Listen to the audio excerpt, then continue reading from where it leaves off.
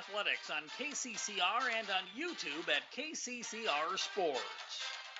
Pierre Governor Sports are brought to you by Wind Circle, the Clubhouse Hotel and Suite, Edward Jones Financial, CHS River Plains, Faith Lutheran Church, Oahe Federal Credit Union, Slumberland Furniture, and Lamb Motors. Graceland Taylor looking up ahead for Berry. She's got it on her foot. Ryan Berry coming in to the top of the box. Berry is in. Her shot. She scores! Ryan Berry makes it 4-3. And the Governors, they were down 3-0. 35 seconds in the half. And with 1:05 left to go in the second half, they have taken a 4-3. And by AGE, Capital City, Ford, Lincoln, and Toyota. American Family Insurance, Brittany Scheffelbein Agency. Country Carpet. Capital City Campus. Shane's Pharmacy. Floss Dentistry. Graves Plumbing. And Ferding Electric. Here is Huber. A bump set for goes. Blocked up by the Governors. We're tied at 14. A big block for the Governors. Sherwood is over there. 14-14. Pierre Governor Sports is also brought to you by Fisher Rounds, Access Health, Billion Auto, Weatherall, The Swartz Agency, Xander Auto Parts, Todd's Electric, First United Methodist Church, Kruger Contracting, First Dakota National Bank, and Gales Gas. Keenos will float it to the end zone. Zabel's open. Catch is made. We are tied at 34. Pierre Governor Sports is also brought to you by River Bottom Sanitation, Agtegra Cooperatives and Wheat Growers, Dakota Sprinkler, Graham Tire, May Adam, Nystrom Electric, State Farm, Allied Plumbing and Heating, Avera, and Dakota Prairie Bank. Keenos will take the snap. He'll take the knee. And for the 6th straight year, as they beat the T-Area Titans 35-20, 6 consecutive titles, tying the all-time record in South Dakota history for consecutive titles here in the state. And also by Wheelhouse Auto Body, the South Dakota Office of the Attorney General Division of Consumer Protection, Wagner Auto, Anderson Rumpke Dental, Bank West, Stulkin Peterson LLP, Sanford Health Clinic Pierre, and Beck Motors. And now to the booth with the call of the game with award-winning KCCR Sports Director John Winkler. The playoffs begin today, and the Pierre Governors will host the Jefferson Cavaliers in the 8-9 matchup in girls soccer, as the Govs will be looking to advance to the quarterfinals for the 2nd straight year. The last 2 years, the Governors were here at home. They lost to the eventual state champion Roosevelt Rough Riders 2 years ago. Last year, they won a thriller on a rainy day in overtime against the Mitchell Colonels. Now this year, they're looking to beat Jefferson and get a chance to get back in Mitchell again in the quarterfinals, with Mitchell being the top seed. It is the 8-9 matchup. John Winkler alongside Mendel Miller. He'll join me here in just a second, but the Governors are looking for a big win here today. A team they just beat a week and a half ago, 3-1. Ryan Berry had 2 goals in that game, but the challenge is not going to be just so much winning this game, but trying to beat a good team twice. That is always the cliche. It's hard to beat a good team twice. Well, now you're coming against a team that you just beat a week and a half ago. You got to try and beat it for a second time. Jefferson maybe has a little bit of the upper hand in terms of trying to game play it a little bit differently to try and stop this Pierre Governor team. Now, you also add in the fact that Graceland Taylor is back in the lineup for the Governors, and she's getting better and better. She is getting healthier and healthier as the season goes on, and that's a good lift for the Pierre Governors, and they're looking for an opportunity to try and pick up a win here against this Jefferson Cavaliers team here in the first round. We'll break down the bracket. We'll talk about the Pierre Governor boys. They're the 16th seed right now, taking on the Sioux Falls Lincoln Patriots. They started about an hour ago. They're getting in the second half, but we'll talk about all of that coming up here in the pregame show with kickoff at 5 o'clock. Here on KCCR and on YouTube at KCCR Sports. We'll step aside. We'll come back and start to break down this matchup a little bit more. It is the playoffs. The Pierre Governor soccer team taking on the Jefferson Cavaliers. Back in 3 minutes here on KCCR and on YouTube at KCCR Sports. Weatherall Roofing and Insulation is a family-owned business that has served Central South Dakota for over 25 years. Weatherall Roofing and Insulation specializes in metal roof restorations and flat roof repair. They also offer the highest quality insulation using closed-cell polyurethane foam and blow-in fiberglass. For all your roofing or insulation needs, make Weatherall your first choice. And remember, just foam it.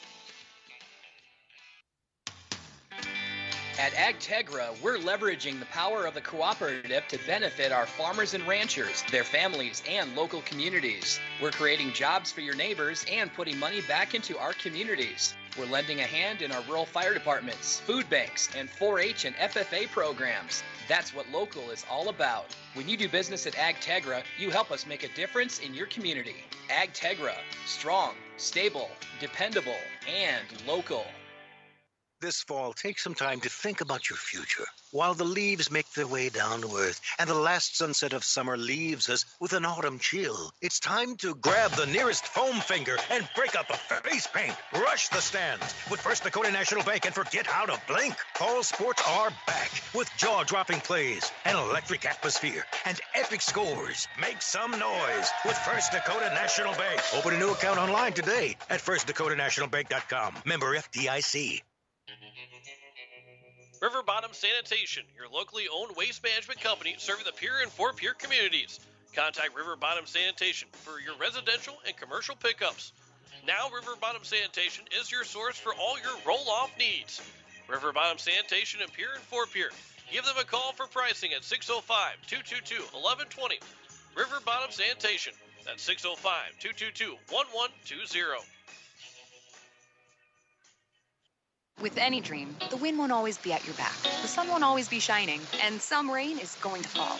American Family Insurance is like a good, solid roof that you can trust to protect your biggest dreams. With plans that could save you up to 23% when you bundle your home and auto. Also, you can continue to dream fearlessly, no matter what comes your way.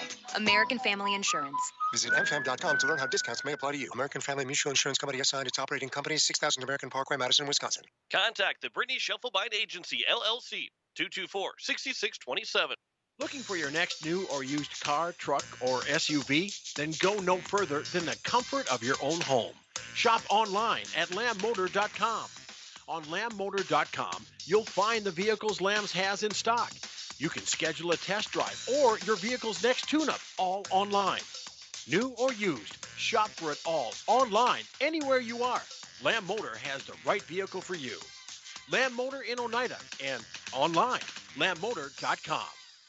As we welcome you back to the Pilk Fields, the Pierre Governors taking on the Jefferson Cavaliers here. First round of the 2023 South Dakota High School Girls Soccer Playoffs. John Wickler alongside Mendel Miller. And Mendel, real quick, you can hear it. Yeah, I'm gonna plug. Yeah, I might have to plug your headset in here too, so you can actually talk to me. But you can hear it in the headset. There is a lot of wind. Granted, it was not the best conditions the first time these two teams played, but these conditions, now they're blowing across, mostly blowing across the field, so it's not going to really affect one team over the other.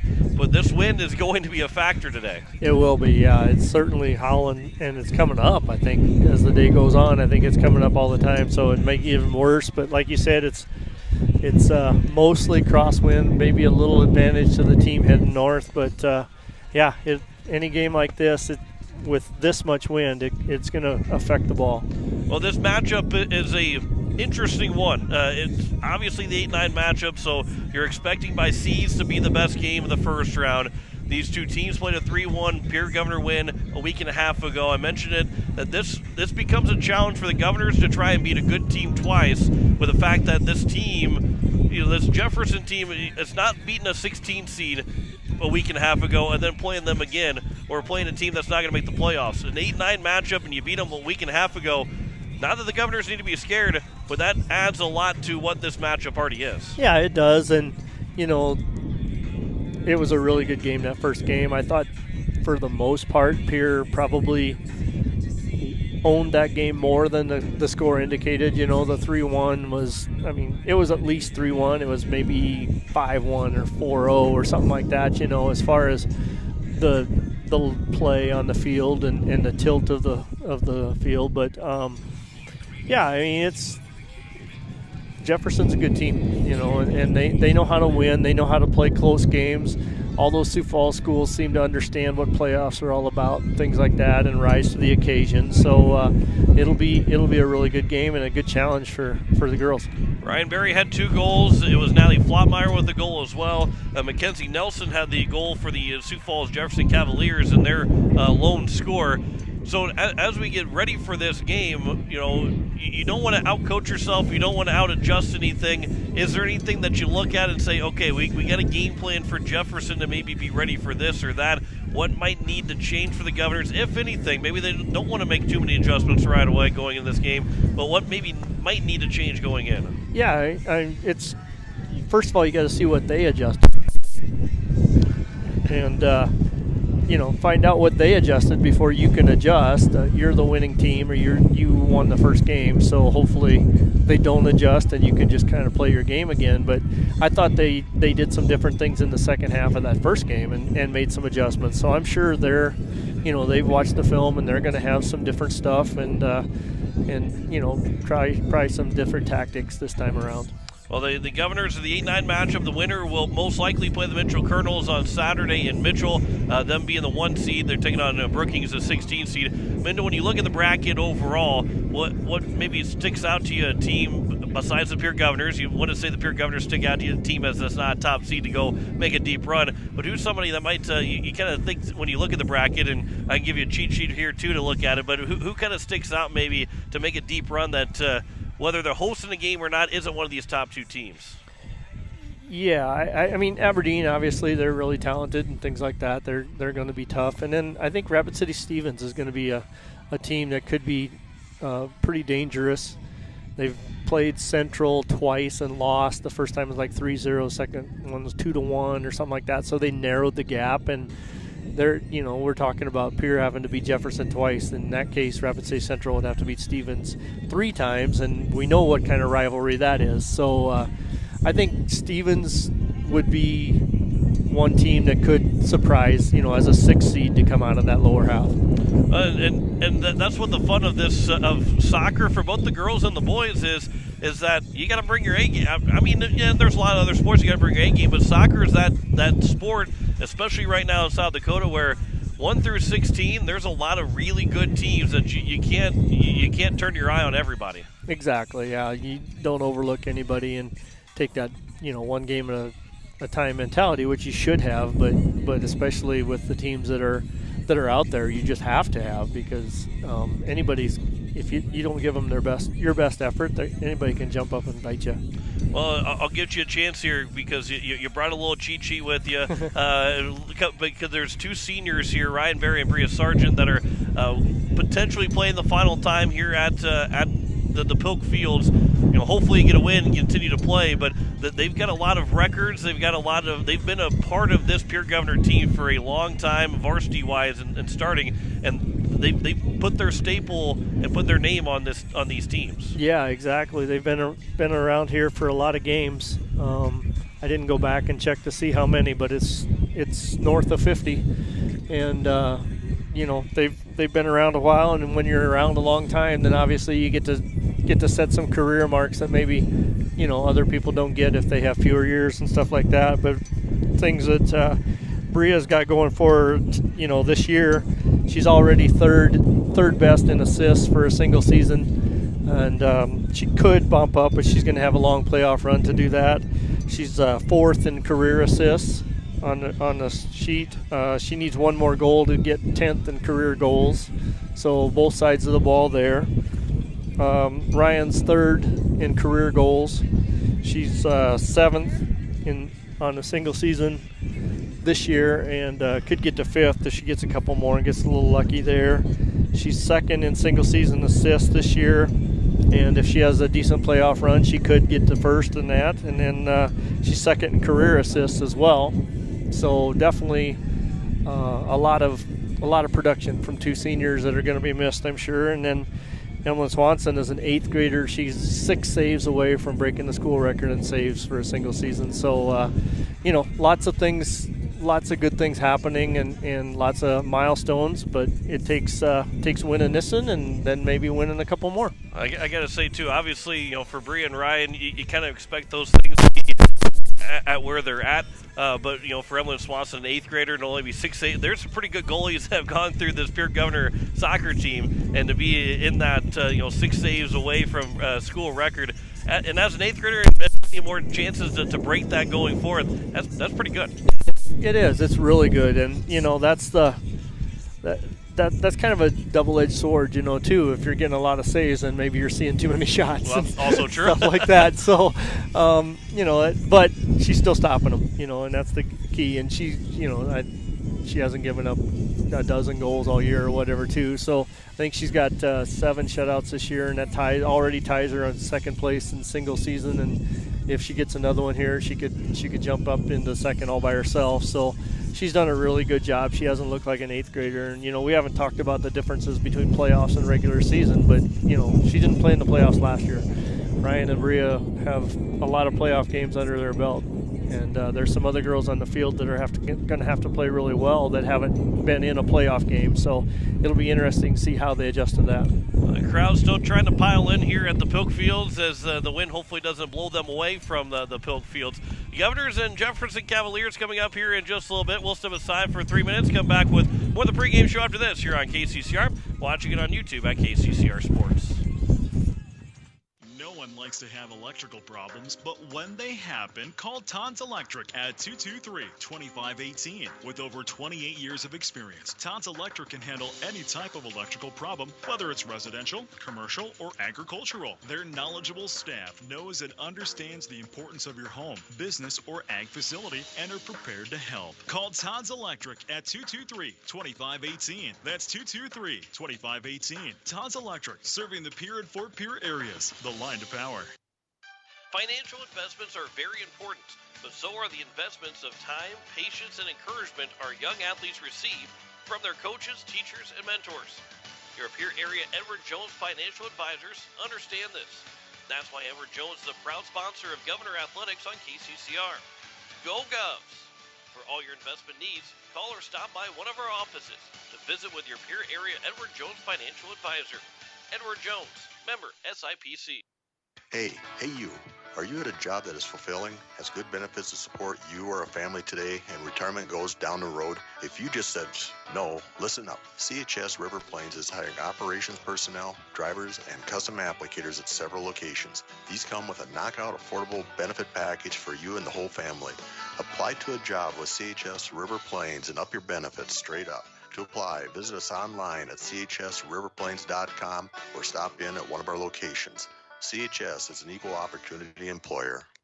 Access Health Fort Pierre is here to serve you. Mission driven to provide affordable, high-quality health care. Access Health provides personalized care for the entire family, including chronic and acute care, evaluation of illness and injuries, laboratory services, wellness exams, DOT and sports physicals, and immunizations. Access Health Fort Pierre. Affordable, high-quality service without the wait. Compassionate, committed, and convenient. The clinics of Access Health have been serving Central South Dakota for the past 35 years. Access Health, caring for communities, caring for you. Wind Circle, operating since 1995. We combine quality customer service and experience with the right technology to meet your needs. Our cybersecurity professionals will make sure your systems are secure. Services offered are video and data cabling, service and support contracts, cutting-edge camera systems to door security devices. Wind Circle has many hardware options. Dell, Barracuda, Lenovo, SonicWall, and Ruckus, to name a few. Our staff has over 30 years of combined network design and cabling experience at your disposal. Call us today at 605-224-1111 and request a free quote. Again, that's 605-224-1111. Victory is sweet, but defeat stings. Where do you turn when things start to go badly in your life? This is Pastor Sam at Faith Lutheran Church. God loves you. He's by your side no matter what life brings. I encourage you to join us for family-friendly, encouraging worship. Whether today is a day to give thanks or to seek God's comfort, you'll find help and support at Faith Lutheran Church. We're Faith Lutheran and we are glad you're here. Back here at the Pilk Fields as We are closing in on game time between the Pierre Governors and the Jefferson Cavaliers. John Winkler alongside Mendel Miller. And Mendel, as we get set for this match, a big reason why the Pierre Governors are going to be able to pick up a win here against this Jefferson Cavaliers team. Capitalize on their chances, I think, in the playoffs. Chances are always a little bit more limited than maybe they are naturally. So take advantage and capitalize when they have the open looks. The Governor boys, they were in Sioux Falls today. They still are in Sioux Falls. They were down 2-0 earlier on as they started 3:30 to kind of help with the chance of rain and storms. They're hoping that they were able to get that game in before any type of weather delay they might have had. But the Pierre Governors and then Jefferson Cavaliers here this afternoon and this evening, looking for an opportunity to go to the state quarterfinals. Governors have been there the last couple of years, haven't been able to get past that quarterfinal round last year. But here, as we get close to this contest, this is going to be a big opportunity for the Governors, and especially against the Mitchell Colonels if they get to that spot. When looking at what Harrisburg has, what the Mitchell Colonels have, maybe the Governors match up a little bit over these potential 2 games to get into the semifinals. Yeah.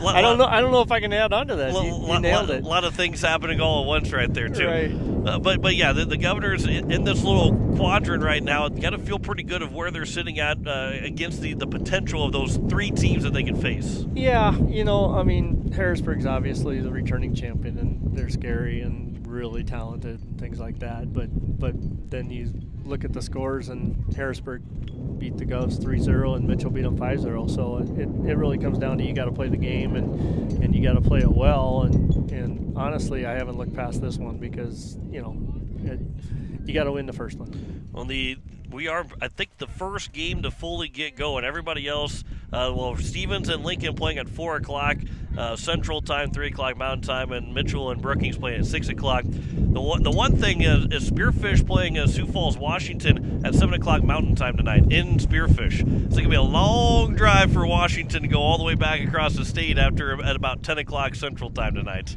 Yeah, it's interesting how they set those up, like the regular season contest for Pierre and Mitchell was at 9 o'clock in the morning in Mitchell, so the girls were leaving like at 5:30 in the morning. And I think there's some advantages to being the home team, but there's even more advantages when you make the other team get up and leave that early. That's right. As we will get set for kickoff coming up here from the Pilk Fields, we will step aside, come back in 3 minutes with kickoff. You're listening to Pierre Governor Soccer on KCCR, watching it on YouTube at KCCR Sports. You can feel it in the air. I'm talking about Slumberland Furniture's Fall Home Sale. This sale features savings of up to 50% off our list prices. And if it's selection, look no further. Sofas, sectionals, beds, dining, and coffee tables, TV stands, and so much more. Find it on sale at Slumberland Furniture. Plus, there's special financing for this sale. Don't miss out on the fall sale, now happening at Slumberland Furniture. Slumberland Furniture on the truck bypass in Pierre. And be sure to check out slumberland.com. The Clubhouse Hotel and Suites has Midwestern charm and unprecedented attention to detail that provides the perfect getaway. The Clubhouse Hotel and Suites provides a complimentary deluxe continental breakfast featuring hot waffles, biscuits, and gravy. They also have an indoor children's water playland, whirlpool and fitness center, and a beautiful backyard patio with seasonal fire pits. Everyone deserves a night away. Call 605-494-2582 to make your reservation today. The Clubhouse Hotel and Suites. Experience luxury in the heart of South Dakota.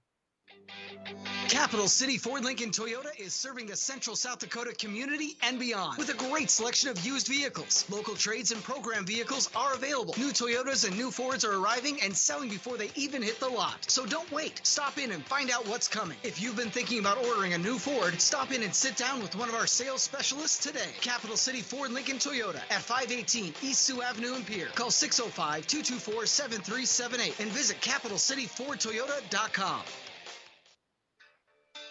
Nystrom Electrical Contracting in Pierre has been providing professional sales, service, and installation since 1977. Whether you're starting from scratch, new construction, or you're upgrading your current system at your home, farm, or office, give the professionals at Nystrom Electrical Contracting a call. They've got a lot of bright ideas. Call Nystrom today to schedule a free computer-generated estimate. The number is 224-8750, or visit their website at nystromelectric.com.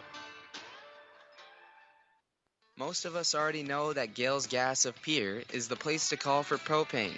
They offer an automatic fill plan so you never have to worry about running out of propane. They accept debit and credit payments or a budget payment plan to spread out the cost throughout the year so you never have surprises when you get your bill. For delivery, convenience, and great customer service, call Gales Gas at 224-5518. That's Gales Gas at 224-5518. People helping people. Have you ever wondered what the benefits are of becoming a Owyhee Federal Credit Union member? At Owyhee Federal Credit Union, we reinvest profits in you. We do this in the form of lower interest rates, higher dividends, and low to no fees. So come check us out or come in at 221 East Pleasant Drive in Pierre, because at Owyhee Federal Credit Union, we treat our members like they own the place because, well, they do. Owyhee Federal Credit Union. Enrich your life with opportunities at Capital City Campus. DWU's Learn and Earn program. Earn money while getting your associate's degree. Licensed practical nurse. Start your nursing career in Pierre. This program has a 97% placement rate. Need to brush up on skills? Capital City Campus has a variety of online courses to choose from. From grants and low-cost loans available, we'll work with you to help make college more affordable. Call Capital City Campus today, 605-773-2160, or stay connected and check us out on Facebook. Look, it's no secret that owning a vehicle can cause a lot of stress, and they get a lot of wear and tear on them through the extreme seasons we've grown to love. Graham Tire wants you to know that you can trust them with any problem that you have with your vehicle. Their ASE certified mechanics can make your AC cool again, or even just change your oil. They can look into and fix those noises that seem to come from nowhere and have you stressed out. Bring your car to Graham Tire so they can put your mind at ease. Graham Tire, your tire store next door. As we welcome you back here, the Pierre Governors getting set for kickoff between the Governors and the Jefferson Cavaliers as we go through some of the starting lineups. First, for the Jefferson Cavaliers, it will be Ava Brown along with Macy make that Ava Silvernail, as we'll get some of the listings as well. Ava Brown's a junior forward, where number 5, Ava Silvernail, a midfielder senior. Taryn Hieronymus is the midfielder junior. Mackenzie Nelson also in the starting lineup. She had the goal in that game. She's a midfielder as well, a senior for the Jefferson Cavaliers. Sydney Christopherson, a forward senior as well. Also in that starting lineup is going to be number 13, Chloe Hansen, a defensive senior. Number 16, and Sophie Ernster, a senior defenseman, as well as also number 21, and Ella Brown, a midfielder freshman, and number 30, and Brindley Altenberg, another midfielder freshman, along, and then number 34, and Taylor Silvernail, a defensive freshman, and the goalie will be wearing 00, Logan Ferens. She is a junior. For the Pierre Governors, their starting lineup will look like this. Their captains are Brianna Sargent, Ryan Berry, Ireland Templeton, and Graceland Taylor for the Governors. As Sargent and Berry, the two seniors, along with also Graceland Taylor, a junior, and Ireland Templeton, a junior. Other starters, it is Jasmine Yost, a sophomore midfielder forward, Allie Hutchinson, a junior defenseman. We have also Grace Engbrecht, a junior defenseman. Natalie Flotmeyer, who scored a goal in that 3-1 win. She's a sophomore midfielder. Lexi Hilmer, Caitlin Taylor, both 8th graders for the Governors. And then Ireland Templeton, as we mentioned, too, a junior. And it is Emlyn Swanson that will be the goalie and 8th grader. Both the goalies listed on the lineup, or listed on the roster for the Governors, are both 8th graders. So there's your starting lineups for both the Governors and for the Jefferson Cavaliers. Governors wearing all greens, Jefferson wearing all whites, with the fact that the Governors have the whites numbers and letters, and the Jefferson Cavaliers have the green numbers and letters. We're just about set for kickoff between the Pierre Governors and the Jefferson Cavaliers. Back in 3 minutes with kickoff. You're listening to Pierre Governors Soccer on KCCR, watching it on YouTube at KCCR Sports. Dr. Nick and Chelsea Redeman at Floss Dentistry in Pierre is family owned and operated. They have modern practice with skill and caring staff. They have same-day availability. Floss Dentistry is located at 603 East Sioux Avenue in Pierre, with hours Monday through Thursday from 8 to 5. Give them a call at 605-224-2161 and don't put off that scheduled cleaning any longer. Floss Dentistry, 603 East Sioux Avenue in Pierre, or give Dr. Nick and Chelsea Redeman a call at 605-224-2161. Wagner Auto Company is your complete transportation headquarters. Now is the time to order your new Buick, GMC, Chrysler, Dodge, Jeep, and Ram vehicles, plus a good selection of quality pre-owned and certified pre-owned vehicles. They'll take care of you after the sale with a full-service parts and auto body shop with trained technicians, along with a friendly financing team that'll work with you to find the best deal and one that'll fit your budget. Wagner Auto is your local full-service family-owned dealership for over 115 years. WagnerAuto.com. That's WagnerAuto.com. The lawyers at the May Adam Law Firm in Pierre know how important your families are to you. If you've been putting off getting your affairs in order, know that the May Adam Law Firm is available to counsel you through your questions and help you get the documents in place so that you've made your loved ones secure. Call them at 224-8803 and they can chat with you about how to document your concerns and care for your family. We're all in this together, and the May Adam Law Firm is ready and able to help. Sanford Health Pierre Clinic provides comprehensive and convenient care to Pierre, South Dakota, and its surrounding communities. We care for all your health needs, including preventive care, pediatric health, annual checkups, chronic disease care, and more. Schedule an appointment today at 605-224-0369. Ask about our heart health specialists. Visit this clinic on the third Wednesday every month. Sanford Health Clinic, Pierre, 605-224-0369.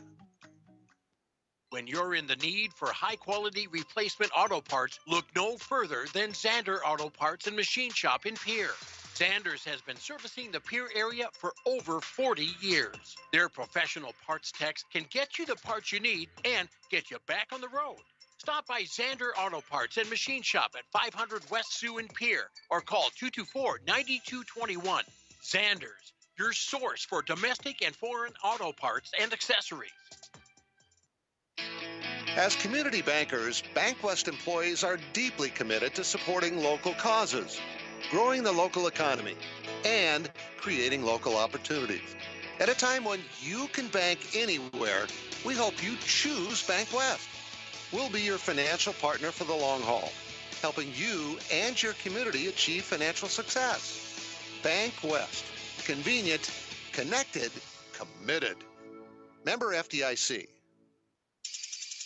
Dakota Sprinkler and Landscaping wants to make it easy for you to get that lush green lawn and that yard haven that you've been dreaming of.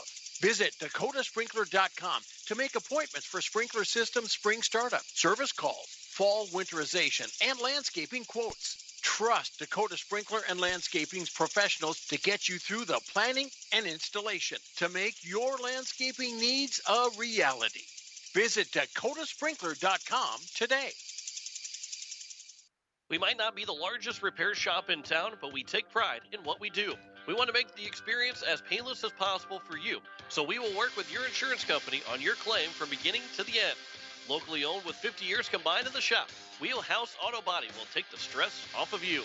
Wheelhouse Auto Body at 720 North Garfield or contact them at 605-494-0436, 605-494-0436 or wheelhouseautobody@gmail.com.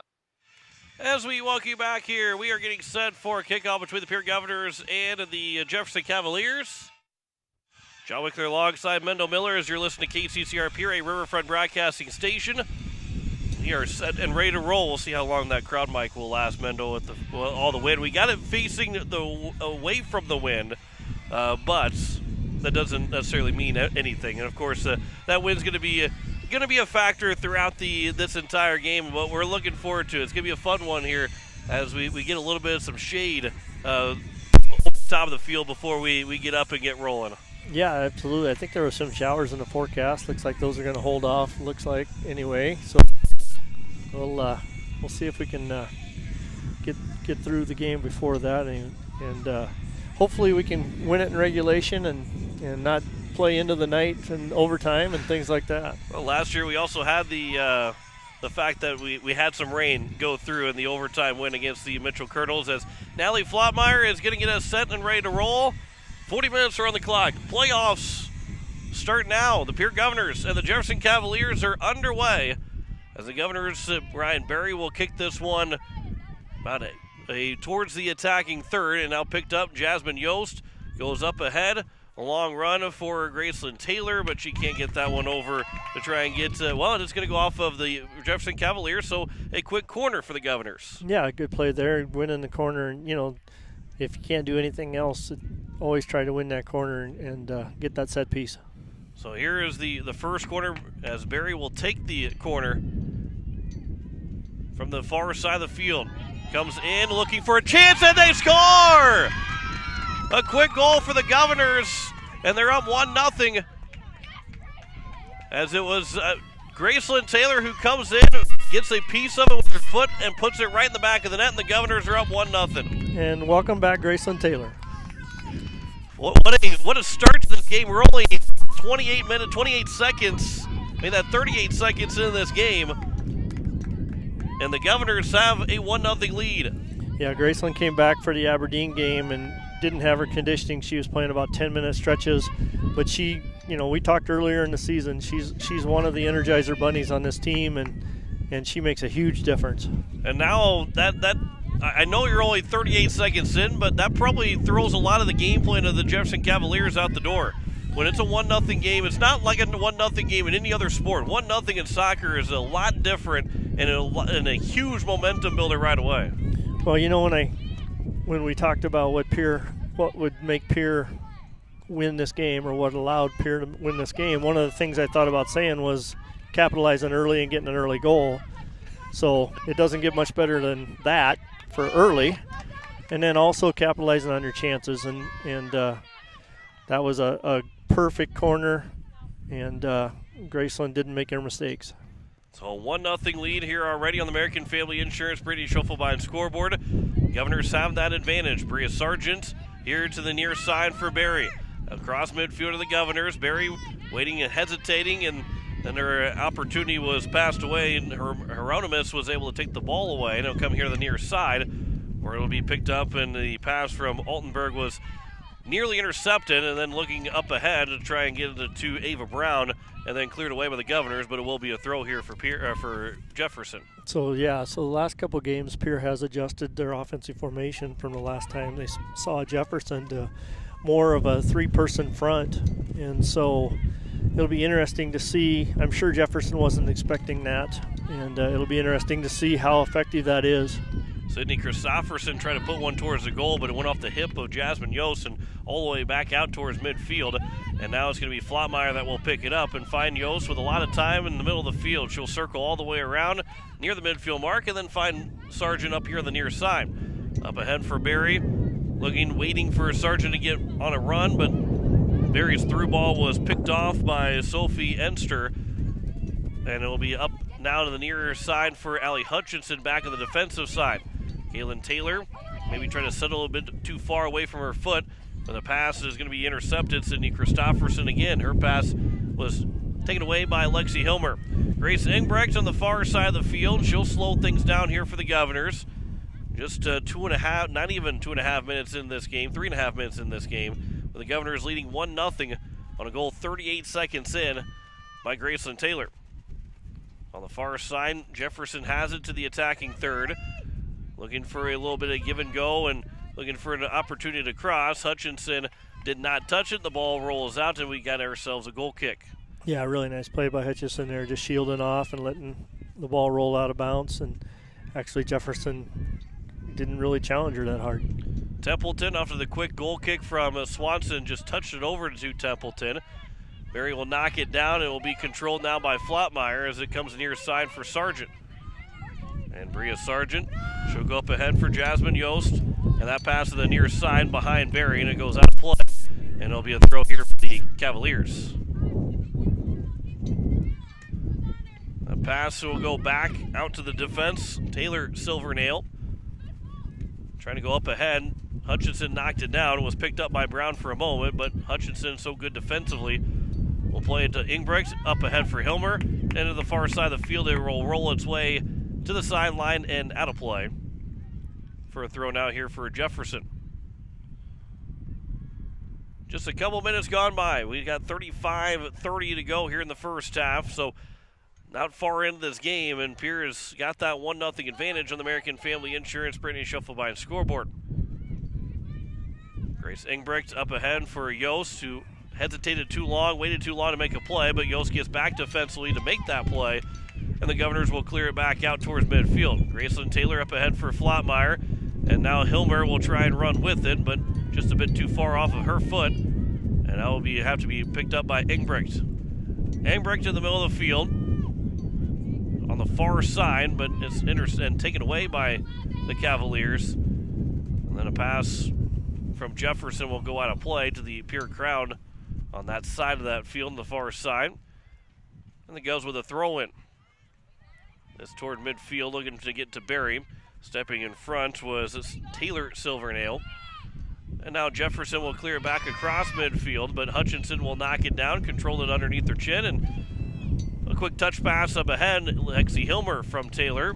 We'll come back to Graceland Taylor on that far side, and a pass for Flottmeyer, headed by Flottmeyer. Barry now to the near side. Sargent on the run. Bria Sargent looking for an opportunity to maybe cross, but got just a bit too far, and it will go out for now a goal kick for Jefferson. Yeah, tried to take that extra touch and be a little more accurate with the cross, and just got away from her a little bit there. Probably needed just to put the cross in as soon as she got to the wall.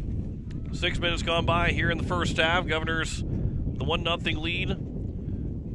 The corner from Ryan Berry was sent in by Graceland Taylor, and the Governors have that 1-0 advantage. And another assist on the second all-time assist leader in Pierre Governor history from Ryan Berry. Berry has it now, just around that P on the attacking third. Berry with a long shot, and that a save by the goalkeeper in Ference, and it's going to be another corner, and Berry nearly made it 2-0 from a long distance. Yeah, and that's where she's going to have some opportunities.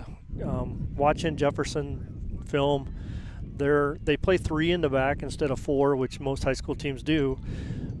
Play 4, but their left outside or our attacking right side, she doesn't close down very much. So there's lots of times there's a gap between her and her center defender. Second corner of the day for the Governors. That goes off the outside the goalpost, but it will result in a third corner now here for the Governors. And that one, probably the wind had a little bit of a factor played into it, but the Govs get another opportunity, basically like a do-over right now. And Barry will send this to the top of the box, looking for an opportunity. It's headed in front, and it will drop right in front of Ference, who will pick it up. And no real chance for the Governors, but still a dangerous corner from here. Absolutely, a really dangerous corner there. The header went right to the keeper, and she, of course, did not control it cleanly on the first touch. It'd been nice to get a foot there on the rebound. Be on the far side of the field here. Hutchinson on her side of the field. The Governors have some the Pierre Governor P, as this will be a throw here for Jefferson, and before we get the throw, we'll have a sub coming in, as it will be Faith Christensen that will check in.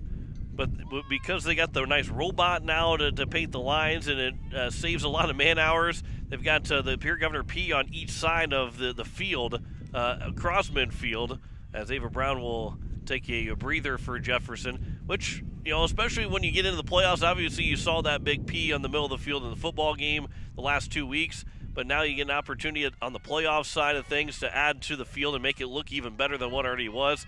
It's a nice little touch there, Mendel. It is, exactly. And, you know, I think they got Governors written over on the sideline in front of the home crowd and things like that. So definitely sprucing it up a little bit, a little new playoff atmosphere, and really impressive. I think if I'd have had to try to paint those P's, it would have probably taken me like 5 hours, and they wouldn't have looked near as good. I was going to say, there's not many times that I'll praise a robot, but I'll praise a robot because it also saves somebody from working overnight to try and make that P look that good. As it'll be up ahead for Lexi Hilmer for the Pierre Governors. On the far side of the field, it'll be cleared over the top, and now Allie Hutchinson up to the far side. Yost will let it go. Taylor will cross field to the near side. Barry will let it go over the top, and then picked up by Jefferson. And here to empty space, it'll roll its way all the way to the sideline and out for a throw-in. Kaylin Taylor will throw it here for the Governors. Here for Hilmer, took a high hop. She tried to head it, but it was taken by Jefferson, and now it's going to be picked up by Mackenzie Nelson.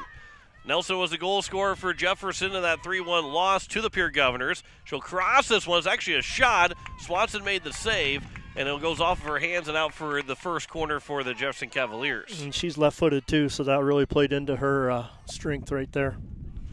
So a good look there from Mackenzie Nelson, but now she'll take the corner on the near side of the field. And the first dangerous chance here for the Cavaliers. Nelson waiting. And now we'll take her spot. And it'll come to the back post, and Swanson had to get a hand on it. Rolls up the chin of one of the Cavalier players. Then Jasmine Yost is there to clear it out towards the edge of the defending third. Barry will get the running pass from Flottmeyer. She'll stop and turn back around and create some space for the Governors as Caitlin Taylor will throw one across the field. As Jefferson got to it first, and we'll play it back over to the Governors box, and Allie Hutchinson out to the far side. Good pass for Grace Engbrecht. And now Lexi Hilmer here for the Governors. Hilmer here on the near side. Sargent will pick it up. Her pass for now for Barry. Trying to move around the defender. Barry was able to stay with it. Good job by Barry. Good strength used by the senior. And then it'll end up going out of play, and we've got a throw as we'll have a couple subs checking in. Devin Van Rokel for the Governors will check in. And then Madison Ingalls for Jefferson will be checking in with 30, would make that 28-44 to go here in the first half. A 1-0 lead, and the first time we've had a calm wind here at the Pilk Fields. Won't be for long, though. The throw from Sargent, that's headed up in the air by Flottmeyer. Barry will settle it down. Her pass looking ahead for Taylor. Goes back to Barry, and with the left foot trying to go across the field to the far side. It'll be picked back up by Jefferson for a moment as Templeton. Now Templeton and Hutchinson run into each other, and Sydney Christofferson will start a run. Looking up ahead for Nelson. Was it close to being offside? Flag didn't go up, but the Governors were able to get back and break it up as it goes to the far side of the field, but not out of danger quite yet here for the Govs. Another throw up coming here for Jefferson on the side of the box for Pierre. Yeah, that's what we can't have is miscommunication between those two center backs like that.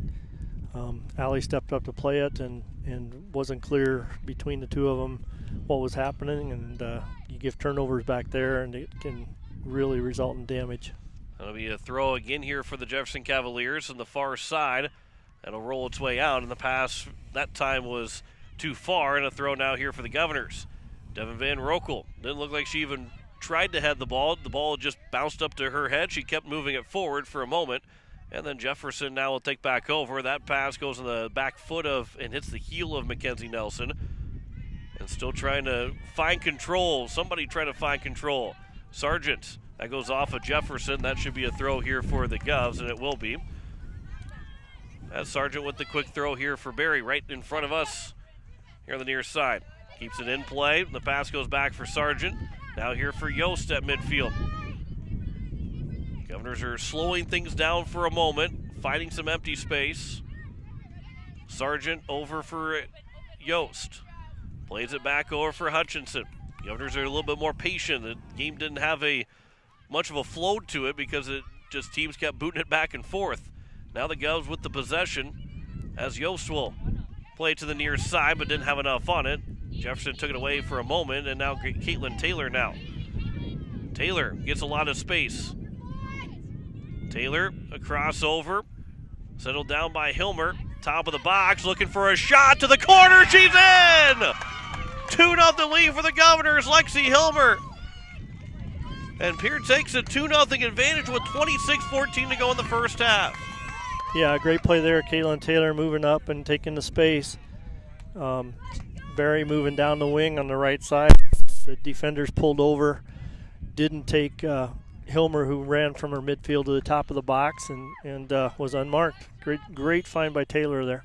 So now Jefferson, it gets a lot tougher for them. Even though there's still 26 minutes to go in the first half, they find themselves down 2-0 on the American Family Insurance Brittany Schuffelbein scoreboard. Yeah, now it's a matter of not taking your foot off the gas.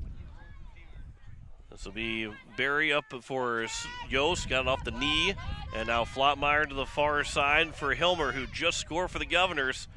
Lexi Hilmer had some space right in the top of the box and didn't miss her mark against Ferentz. Now Caitlin Taylor again, and Taylor did a great job of creating all of that, and a lot, not just her, but all those Governors, the patience that they had to create that play. I mean, that was a full 45 seconds to a minute of them passing, holding possession, and then Taylor having all kinds of time to make that play to that pass for Hilmer. Yeah, and the one thing they did really well is they switched the field twice. You know, they started on the right side, they moved it all the way to the left side of the field to Engbrick, and then brought it back across through the midfield and all the way back to the right outside back to make a run. This will be a bouncing ball. Nelson trying to step through. She's looking for an opportunity to get free. Nelson will have to turn with it. The ball went out for a corner. Looked like she almost got to the ball before it went out of play, trying to pick up the ball. But it is the second corner now here for the Cavaliers. And we get a whistle and a stoppage of play right now. And they're going to move a couple of spectators from behind the goal off to the side of the goal. So the clock right now stopped with 24:49 to go before they restart it again. And that's one thing Jefferson's already adjusted from the first time they played. They played number 10 in the midfield. There's a shot and a goal scored from Mackenzie Nelson from the corner. The left foot used the wind to her advantage right over the top of Emlyn Swanson and in, and it's a 2-1 game. And that's their best player, Mackenzie Nelson. She played mid the first time here, and they've moved her forward. She's playing forward now. She's obviously the most dangerous player they have, and she created the corner, and then she capitalized on the corner. So it's now a 2-1 score. It was a early part of the season where the Pierre Governors and Watertown Arrows in boys soccer had a 6-4 score. Not saying we're going to get to 6-4 again here in this game, but we're starting to look at the likes of having ourselves a high-scoring game between these two. I don't know if that plays in the favor of the Governors or the Cavaliers, or either team probably doesn't want to have a whole high-scoring game, but it is 2-1, still 24-17 to go in the first half. Yeah, and, like I said, we got to learn to handle success up 2-0. You got to be just a little bit more patient there on the backside and not get beat and give up that corner. It'll be the far side of the field, and that's going to go out for a throw here for the Governors. And I was just about ready to say, too, that when you get the lead and now having a 2-0 lead, how much more you can be, not to take your foot off the gas, but just be more patient to continue to have your foot on the gas. And now all of a sudden Jefferson is at the spot where they can start to be a little bit more patient again, because when you're down 2-0, you feel like maybe you got to move a little bit quicker, even though you still would have had 60 minutes left to play. Now being down by just one shot, all of a sudden the patience starts to come back a little bit. Yeah, exactly. I'm sure down 2-0 and not having scored, too. If you don't have a goal, you don't know that you can do it necessarily. As here's now Barry with a run off of Yost. There's a shot and off the side of the goalpost, outside the goalpost for a goal kick here for Jefferson. Until you get that first one, you're not sure you can. So now they have scored. They know they can do it. And that one goal lead doesn't look near as impressive as the 2-0 did. It's 4-2 in shots right now in favor of the Governors. And they're also doubling up Jefferson on the scoreboard 2-1. As Jasmine Yost, that's going to be a foul committed by Yost. First one of the day for either side. With a 2-1 lead here for the Governors in the first half with 22-37. Here at midfield for the Jefferson Cavaliers. This will be up ahead, looking for a Nelson. Rolls off the head of Templeton. And it's going to be picked up, though, by Swanson. Had a chance. She's made one save so far, but hasn't had a real chance of holding on to the ball. Able to pick that one up off of Templeton's head. Far side, Grace Engbricht. This will be kicked out. It'll be a throw here for the Cavaliers. And we've got a sub checking in for Jefferson. Ella Brown will check in. Grayson Taylor will go back in after the next opportunity for a sub here for the Govs. 21:50 left here in the first half. Far side, Hutchinson. She'll play it back out, and that'll be a throw now here for Jefferson. Grayson Taylor will check in because Ava Brown is also checking in for Jefferson. Taylor is in for Devin Van Rokel, and Brown will check in for Christofferson. It is a 2-1 lead of American Family Insurance. Brittany Schiffelbein scoreboard just about halfway through the first half. 21:15 remaining in a 2-1 score. Jefferson went down 2-0 on goals by Grayson Taylor and Alexi Hilmer, but it was quickly answered 2 minutes later by Mackenzie Nelson, her first of the game, to make it 2-1. That's where we stand right now. And for the last minute and a half of game time, all we're doing is throw the ball in. Keeps bouncing off of everybody and going out of bounds. Far side, it's going to be Yost. There's another throw up coming. So here's the fifth throw in a row here between these two teams. That'll be misplayed by Jefferson. For a moment, Natalie Flottmeyer had it, and now Nelson with a long shot is going to go wide and out of play, and it'll be a goal kick here for Swanson. You can see she's very offensive-minded. She doesn't, if she's across midfield, she thinks she's in range, and she's going to give it a shot. Templeton here now for Yost. And the wind has died down a little bit, but especially when you get that wind on top of it, and the shot that Nelson has become maybe a little bit off sometimes, but maybe a little bit more dangerous using the wind as a help sometimes. Yeah, exactly. This will be out at midfield. It was played back by Jefferson to the far side. Grace Ingbrecht will track it down near the sideline. With 19:40 left to go here in the first half. Yost up ahead. That's going to be off the foot of Ellie Mealy. And it'll go out of play. And a throw here for the Governors. That was a little bit of a break for Pierre.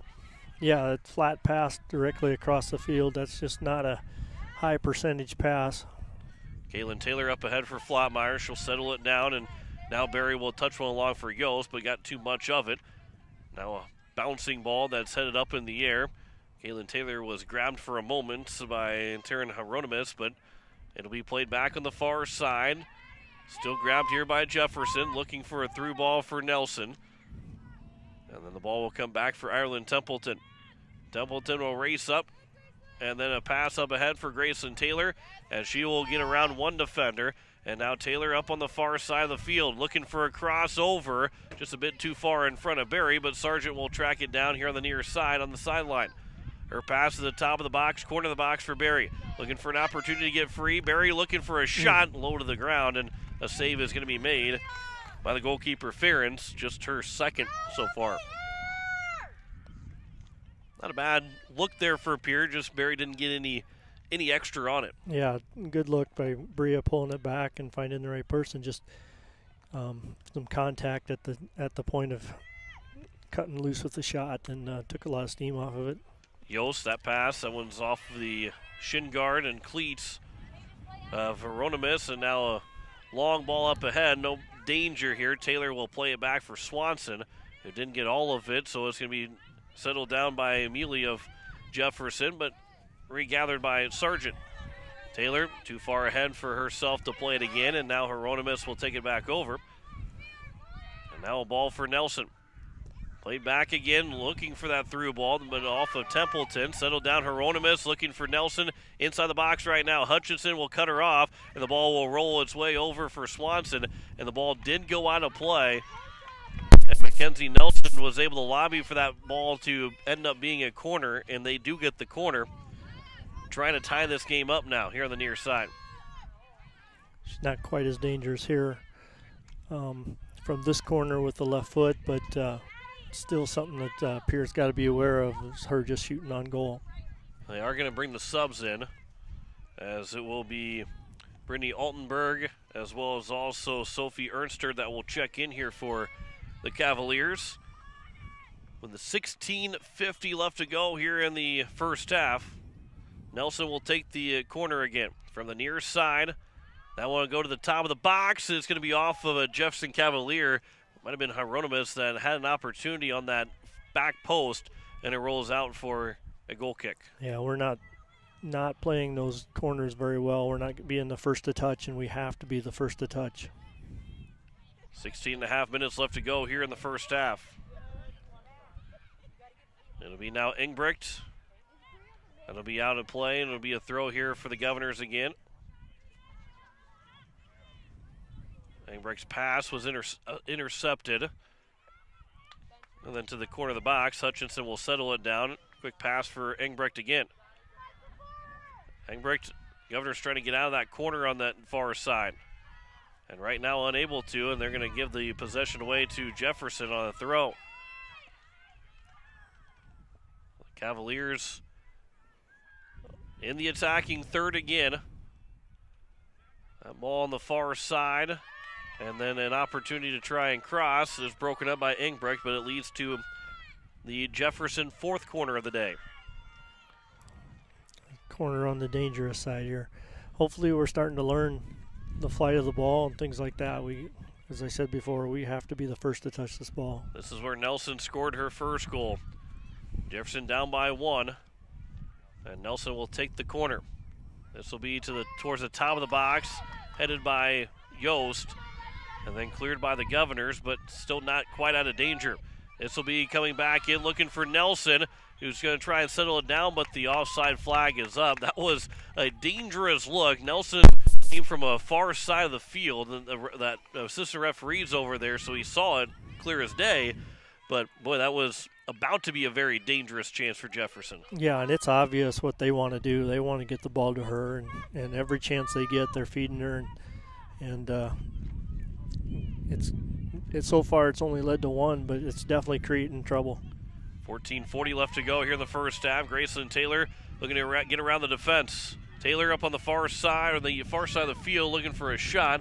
Might have been partially blocked and never really got towards the net, and easily grabbed by the goalkeeper in Ferentz. With 14:20 left to go here in the first half. And a quick shoot tie. And those big paws of the goalkeeper, you got to have a little bit of help from a teammate to get the cleat tied back up again. This will be on the far side of the field. It'll be Hutchinson. Ingbrecht up ahead looking for Flottmeyer. But it'll come to the far side of the field here again for the Governors. Hutchinson for Hilmer. Hilmer hesitates and then moves forward, but her pass is intercepted. Got the ball back for a moment. Hit Flottmeyer with the potential through ball. And now it's Yost to pick it back up. And now here for Sargent. Sargent up ahead for Barry. Although intercepted by Jefferson. Ball comes back for Yost now. She'll turn with it to the far side of the field. Hutchinson moves it to the midfield mark. Nice feed for Ingbrecht. And that will bounce away off of a couple of off of Jefferson, but stays in play. No, it did go out. So Templeton will play it back over for a throw-in, and we get a couple subs as Josephine Wirtz will check in, and Danny Rinksmeyer will also check in for the Governors. As Sargent and Hilmer will take a breather with 13 minutes to go here in the first half. Pierre still leads it 2-1 on American Family Insurance. Brittany Schuffelbein scoreboard. Lexi Hilmer's goal to give them a 2-0 lead right now would be the potential game winner, but we've got another 50 minutes left of soccer. There's still plenty of time to change, but here is Jefferson moving in. Looking for an opportunity is Altenberg.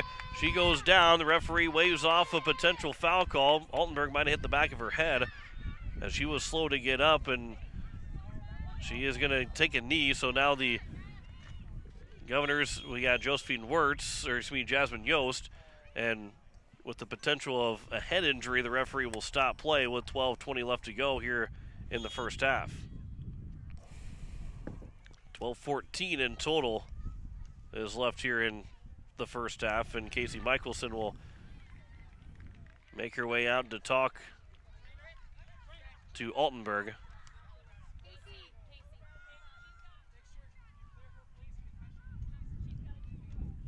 So the referee was talking, and Calvin Hofer talking to Casey Michelson, making sure that she gets cleared, concussion protocol, make sure she's clear before she gets back in the game after hitting her head and then going down. So hopefully she's able to come back. Hopefully Altenberg is okay and able to come back in this game. We'll have a resumption of play as Yost will play it up ahead for Flottmeyer. Now to be coming back here to the near side. Rinksmeyer, fresh off the bench, able to step in front of it, get it for Barry. Not too bad to have Danny Rinksmeyer come off the bench and have a little bit of a spark plug and a nice fresh energy here for Rinksmeyer. Yeah, exactly. She's one of the fastest girls in the state. To have her out here is a good thing to have to threaten the side. On the far side of throw here for Jefferson. 11:35 left to go here in the first half. Another throw here for the Pierre Governors, far side of the field. Pierre Governor volleyball playing in Huron tonight. 7 o'clock first serve. The winner of this game will play on Saturday against the winner of Mitchell and Brookings. Most likely would have to be going to Mitchell. The top seed of the Colonels, as Hutchinson will play it up ahead. That one tried to be ricocheted by Taylor, redirected, but it will bounce its way out of play. Another throw here for Jefferson. It'll be on the far side. Grace Ingbrecht. That ball will roll its way out for a throw here for the Governors. This will be played to the top of the box here for Pierre. Ireland Templeton on their defensive side of things. Trying to go up ahead, but too far for Taylor, and it will roll its way out for a throw at midfield. 10.5 left to go here in the first half. Here is Templeton up ahead. Flottmeyer. Wirtz will knock it down. Flottmeyer back in the middle of the field. Nice pass here for Barry. Trying to feed one here for Rinksmeyer. And then went off the side of her foot, although it was misplayed by Jefferson for a moment. Came back to Barry. And now to be chipped along here the near side where it's grabbed by Ella Brown. Rinksmeyer on Brown. Able to take the ball away along with Barry over there to help out. And now Barry up on the near side, right at the sideline. Rinksmeyer with a touch pass for Yost. Looking for Wirtz. Wirtz was trying to go with the ball instead of going to the ball, and it was taken over by Jefferson for a moment, and then played to no one in particular in the middle of the field, but the Governors are the first one to get over to it. Graceland Taylor for Jasmine Yost. And now Yost for Ingbrecht, but just too far to the throw here for Jefferson. And we've got Brindley Altenberg, who, good to see her checking back into the game. She has cleared the concussion protocols and is able to check back in with 9:15 to go in the first half. Still 2-1. Governors lead it. American Family Insurance Brady Shufflebine scoreboard. Jefferson in those white jerseys or kits, with the Governors wearing the green kits. It is Taylor that will throw it in, far side of the field. Tracked down by Chloe Hansen. And now it's going to be Flottmeyer up ahead behind for Wirtz, and now for Yost, who will poke one free. Pass will go back to the goalkeeper, and Ferens to play it back out at midfield. And then maybe some miscommunication between Templeton and Caitlin Taylor. And that'll end up being taken here by Altenberg. Up ahead for Nelson. She is onside. Nelson with a long shot, and that's just over the crossbar, missing. And a dangerous look there for Mackenzie Nelson. Yeah, we have to figure out who that is. And that she's left-footed and she wants to go left and she's dangerous and all those things. My goodness, that was inches away. From our angle right here, until that ball dropped behind the net, it looked like it was still going in all the way through. And so it'll be Grace Ingbrecht, far side of the field. 8 minutes to go here in the first half. Almost like more like Pierce trying to play to just hold on to the lead at 2-1 instead of trying to continue to add to it. Now Nelson again, trying to break in the middle of the field. She breaks free, top of the box, a shot, and Swanson makes a diving save. Ball is still loose, and it'll be picked up by Swanson. And a nice save by Swanson, but another dangerous look there from Mackenzie Nelson. Yeah, exactly. And you're right. Pierre right now is playing not to lose. There's 50 minutes left in this game. Swanson, who got the ball back over to her, will play it back out towards midfield, rolled up Barry's leg, and now a pinballing between three different players. Yost will come over with it, knees it along to the near side, and at the sideline, Yost will play it back up, out to midfield. Ricocheted off of a Jefferson player, and Flotmeyer will pick it up for Wirtz. Wirtz will play it back over for Hutchinson. Right in the middle of that field, right in the middle of that P on the defensive side for the Governors. To the near side for Rinksmeyer. Rinksmeyer misplayed that pass, and now it's going to be grabbed again here by Nelson. Nelson waiting. She was looking like she was going to put a through ball in for Altenburg and then hesitated too long to continue that run for Altenburg, and now Templeton will come to the near side here for Rinksmeyer. Rinksmeyer with space. Her pass is ricocheted off of Nelson's cleat and out for a throw with 6.5 to go here in the first half. Sargent is back in for Rinksmeyer. Also have Hilmer back in for Wirtz. With 6:17 to go here in the first half. Flotmeyer for Templeton. Templeton nearly misplayed it, but is able to get the pass over for Hutchinson. There's a bouncing ball that's going to be flipped up. Yost will play it back out at midfield. That ball will bounce a couple times before it's settled down and played along by Hansen. Now Yost, she gets bumped off the ball. There's your first foul committed by the Jefferson Cavaliers, and it will go against Ava Silvernail. 5:40 to go here in the first half. Pierre still leads it 2-1 on the American Family Insurance Brittany Schuffelbein scoreboard. Gives you score updates at halftime. As Templeton will put it to the edge of the box. Taylor, that ball will find its way on the far side. Still on the side of the box now for the Governors. Hilmer trying to settle it. Barry trying to put it on net, and it'll be a save by Ferris. Didn't get all of it, but did a nice job to ricochet and redirect it over to the goal. Yeah, and made her make a save and did a good job of controlling that. It's so easy to put that one about 10 feet over, but good job of hustle in there by Graceland Taylor, winning that ball down in the corner and making something happen. Break back to midfield. I was going to say we're going to check scores. We stopped the Rangers-Rays game a little bit early to get on the air, and we'll update you on the Twins and Blue Jays as well, and also have as Mackenzie Nelson will break free to the edge of the box. Nelson is in. Her shot goes just wide, far post. Did not touch by Swanson. And the Governors catch a huge break that Nelson misfired. Not going to misfire too many more opportunities on that one. No, one on the goalie. Good hustle by Caitlin Taylor getting back and cutting her angle off. But so sooner or later we're going to have to figure out number 10's pretty good. 4:20 left to go here in the first half. 2-1 lead here for the Governors.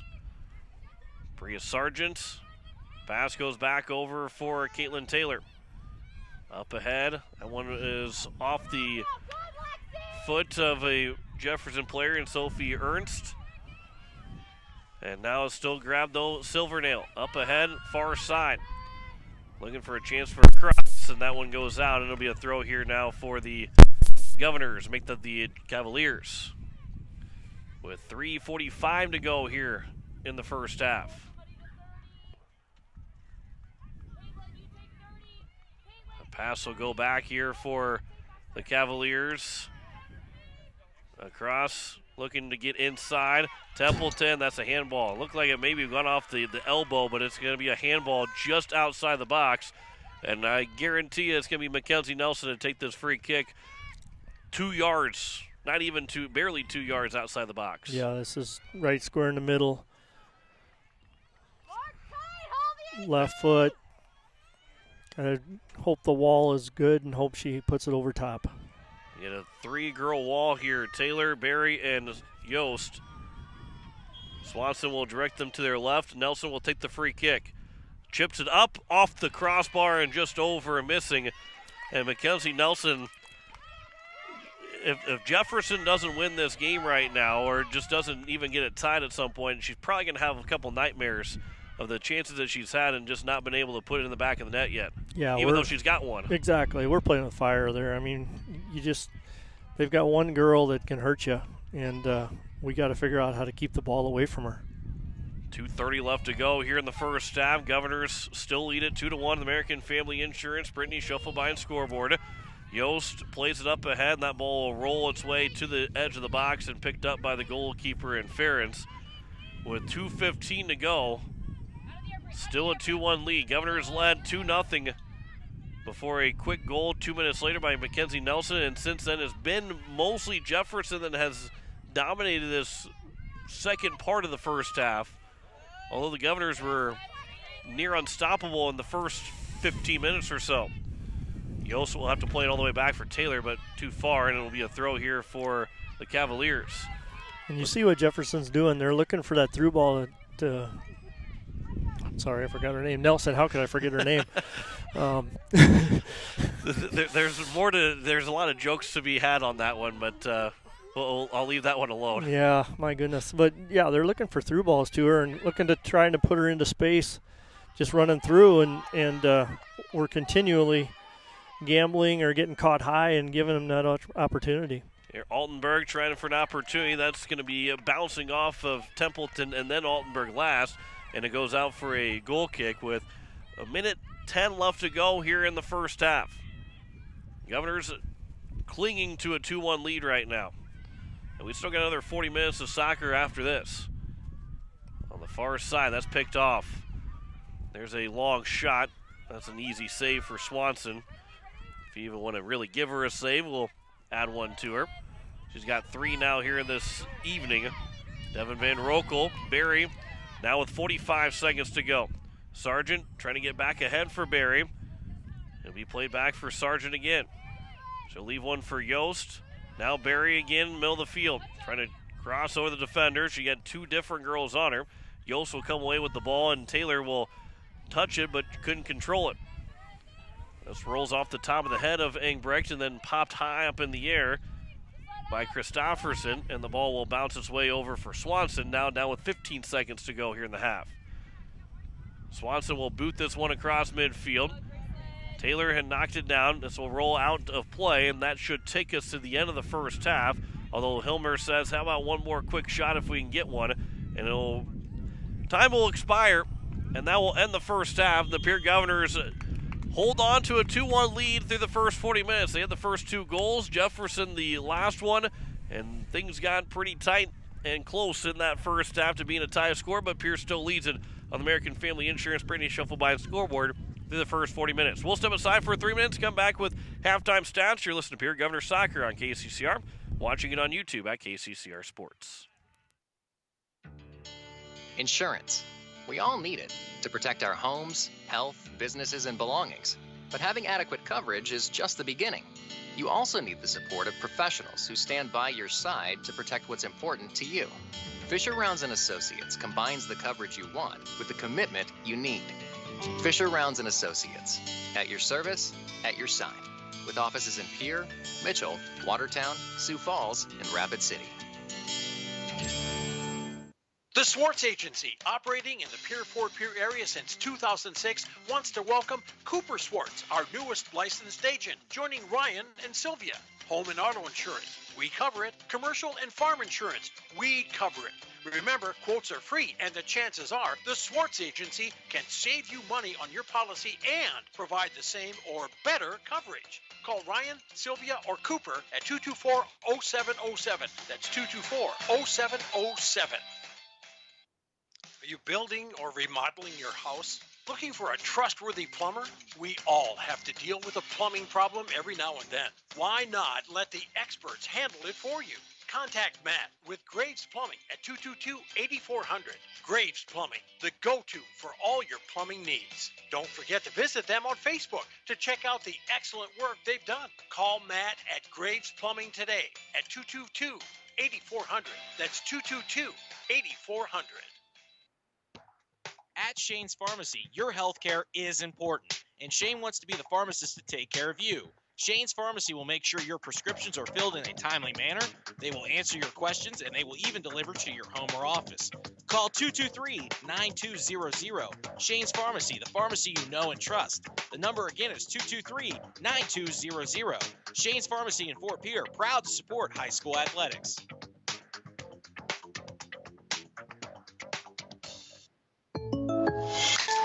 I can't believe I just scratched that car. Find my insurance card. Dude, what do you have in this glove box? Ew, are these socks dirty? Forget about the socks. I need my insurance card. Just pull it up on the State Farm mobile app. But I can do that? Oh, hey, I can do that. Yep, it's called service. I can file a claim on here, too? Yeah, it's called service. Whoa, I can call my agent, too? It's called service. See the team at Potsdam State Farm or visit insuredwithbecky.com. Stolken Peterson LLP has been your local CPA firm for over 40 years, offering tax preparation, bookkeeping, payroll, and consulting services. If your business, farm, or ranch needs professional, accurate, and reliable services, we are your firm. Our clients are our number one priority. If you need a higher level of accounting service, give us a call at 605-224-5828. That's Stolken Peterson LLP, 222 East Missouri Avenue in Pierre. Back here at the Pilk Fields, as it is a 2-1 lead at halftime. The American Family Insurance Brady Schoffelbein scoreboard. John Winkler alongside Mendel Miller. And Mendel, a good first 15 minutes for the Pierre Governors, scoring twice. They scored 28 seconds in the game. Grayson Taylor got the cross on the corner from Ryan Berry, made it 1-0. And then Lexi Hilmer got the pass from Caitlin Taylor after the Governors worked the ball for about a minute and 15 seconds, it felt like, passing the ball around and ended up getting Lexi Hilmer open in the middle of the field for a shot. And then all of a sudden, Jefferson kind of got a little bit rolling. Mackenzie Nelson scores on a corner kick about 2 minutes later after Hilmer's goal. And for the last 25 minutes, it was really on the Jefferson Cavaliers, making this a very close first half here for the Pierre Governors and Jefferson. Yeah, exactly. They dominated the ball and the possession and the dangerous opportunities for the last 20 minutes of that half.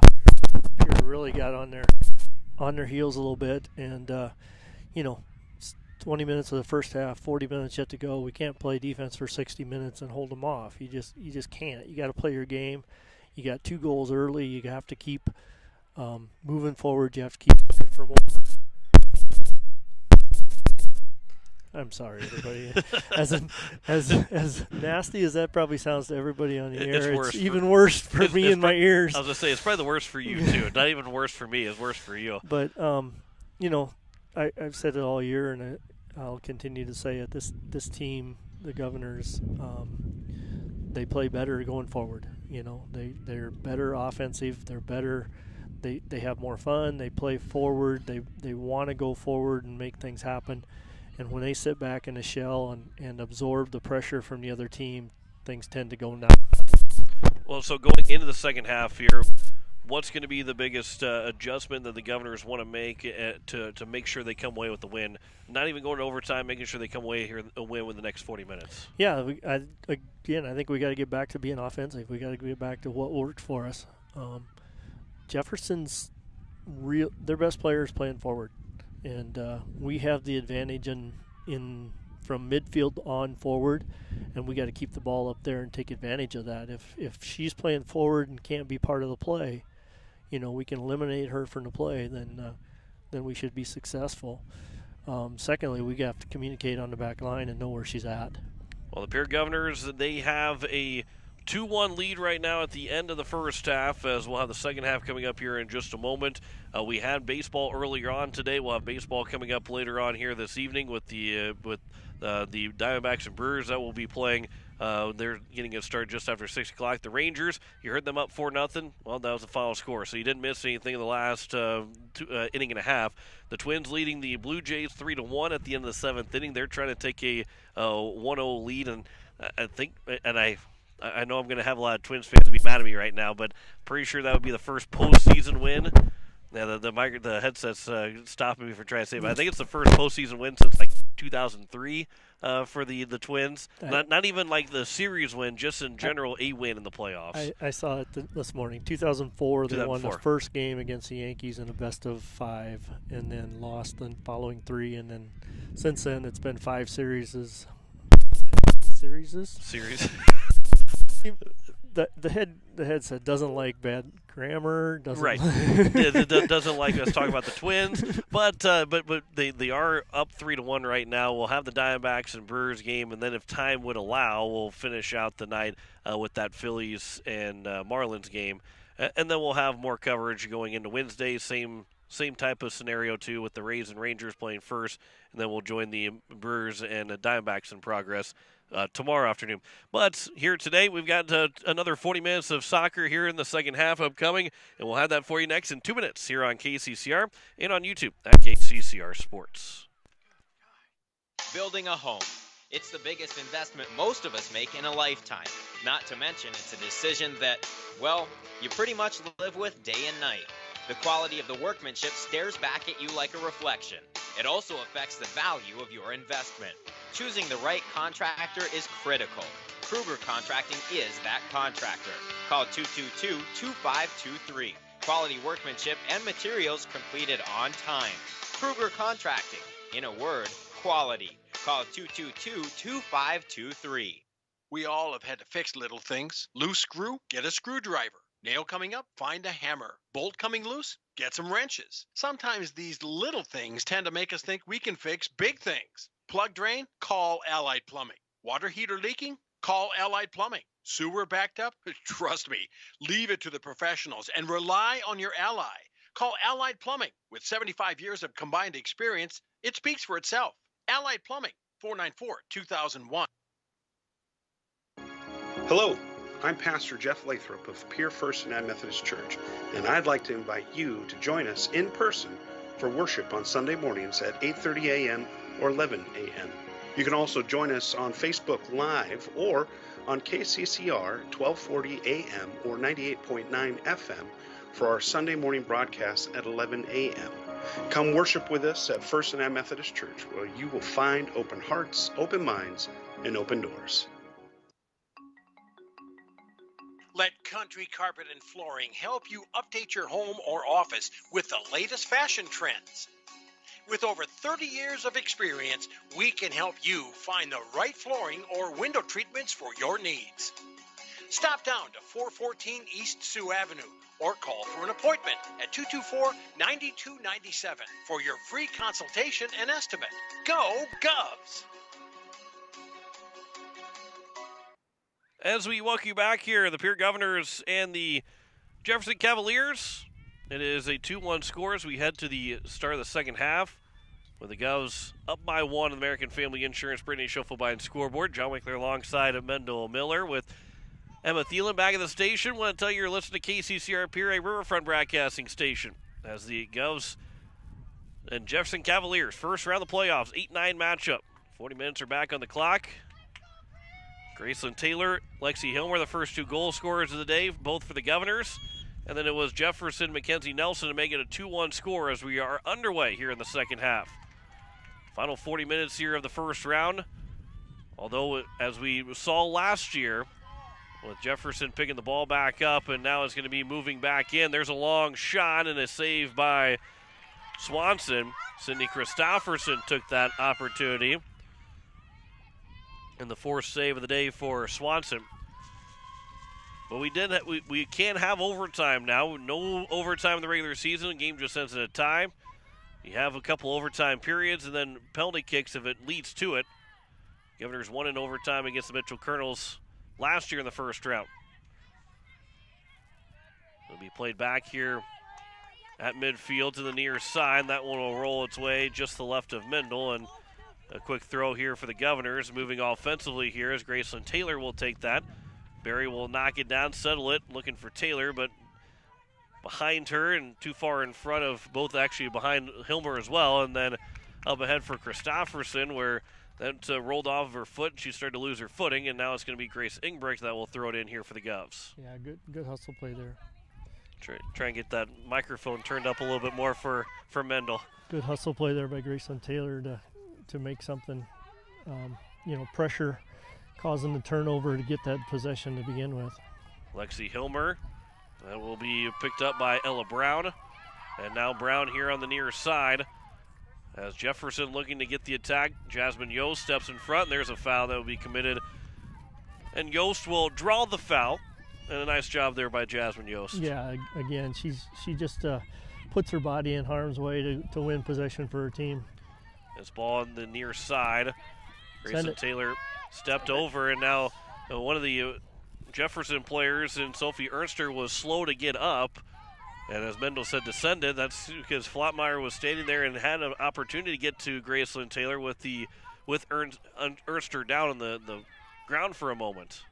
Yeah, their back line didn't step to the ball at all. We could have sent it right through and did what they've been doing the whole first half. Send her forward in alone, but too slow getting rid of it. Didn't see that opportunity. Grace Ingbrecht again will throw it in here for the Governors.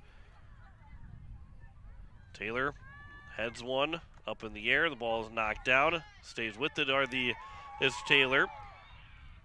Jefferson coaching staff was looking for a foul, but now Graceland Taylor with it again. That'll be bouncing off of Jefferson. It'll be a throw here for the Governors. And Taylor, she'll be forced to go back closer to Mendel.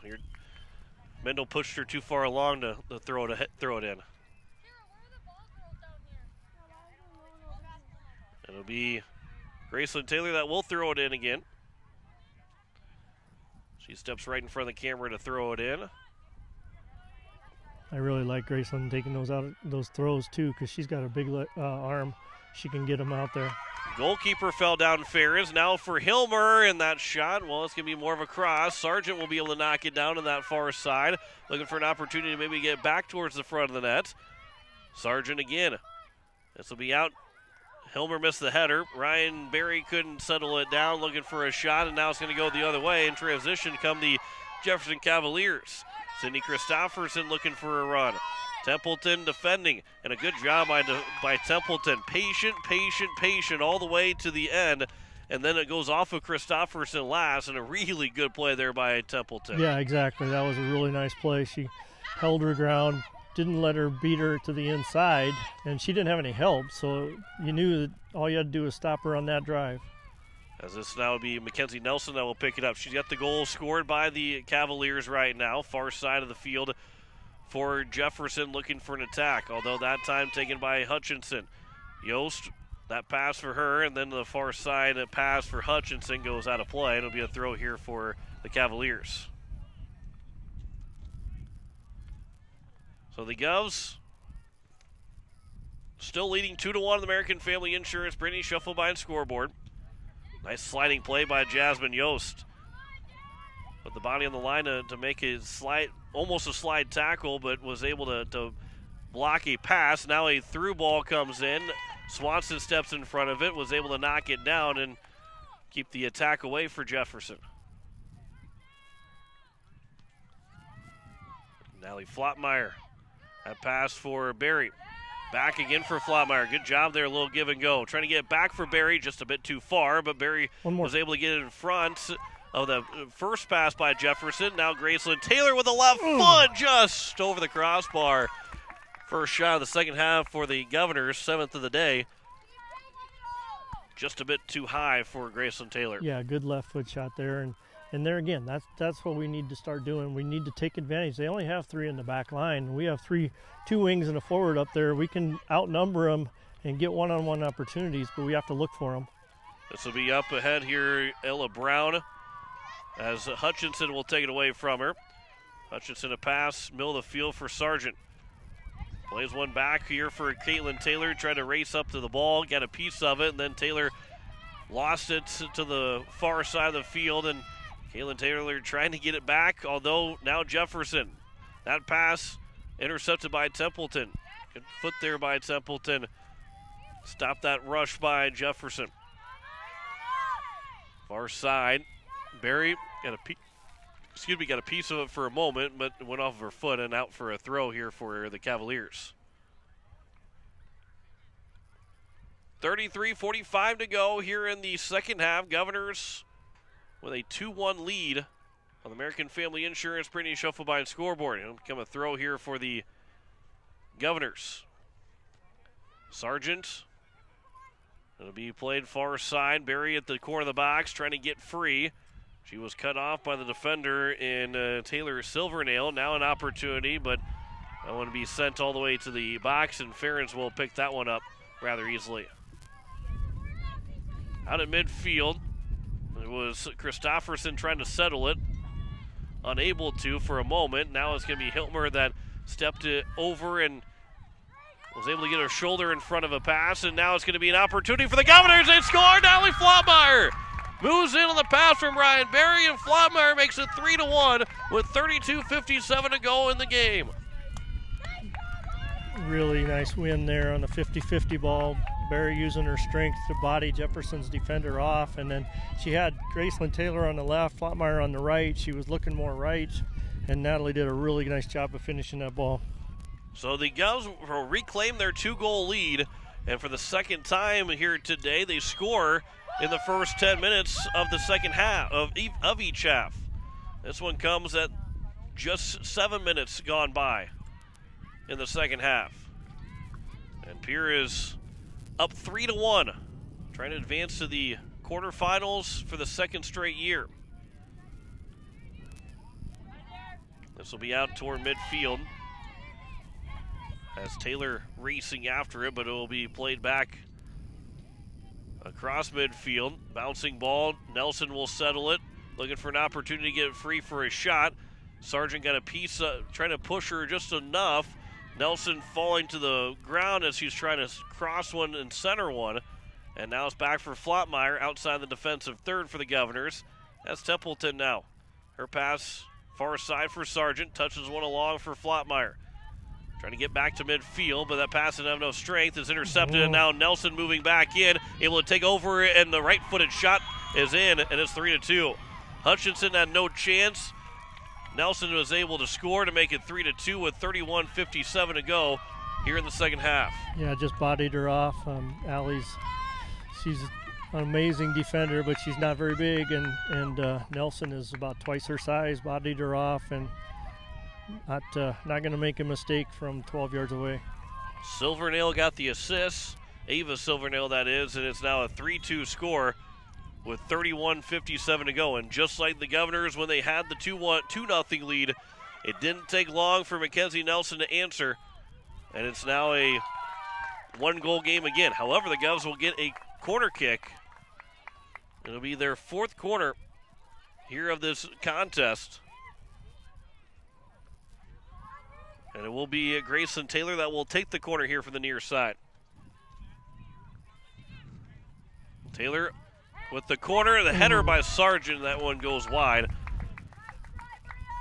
And it will be a goal kick here for Jefferson as Devin Van Rokel will check back in and spell Graceland Taylor.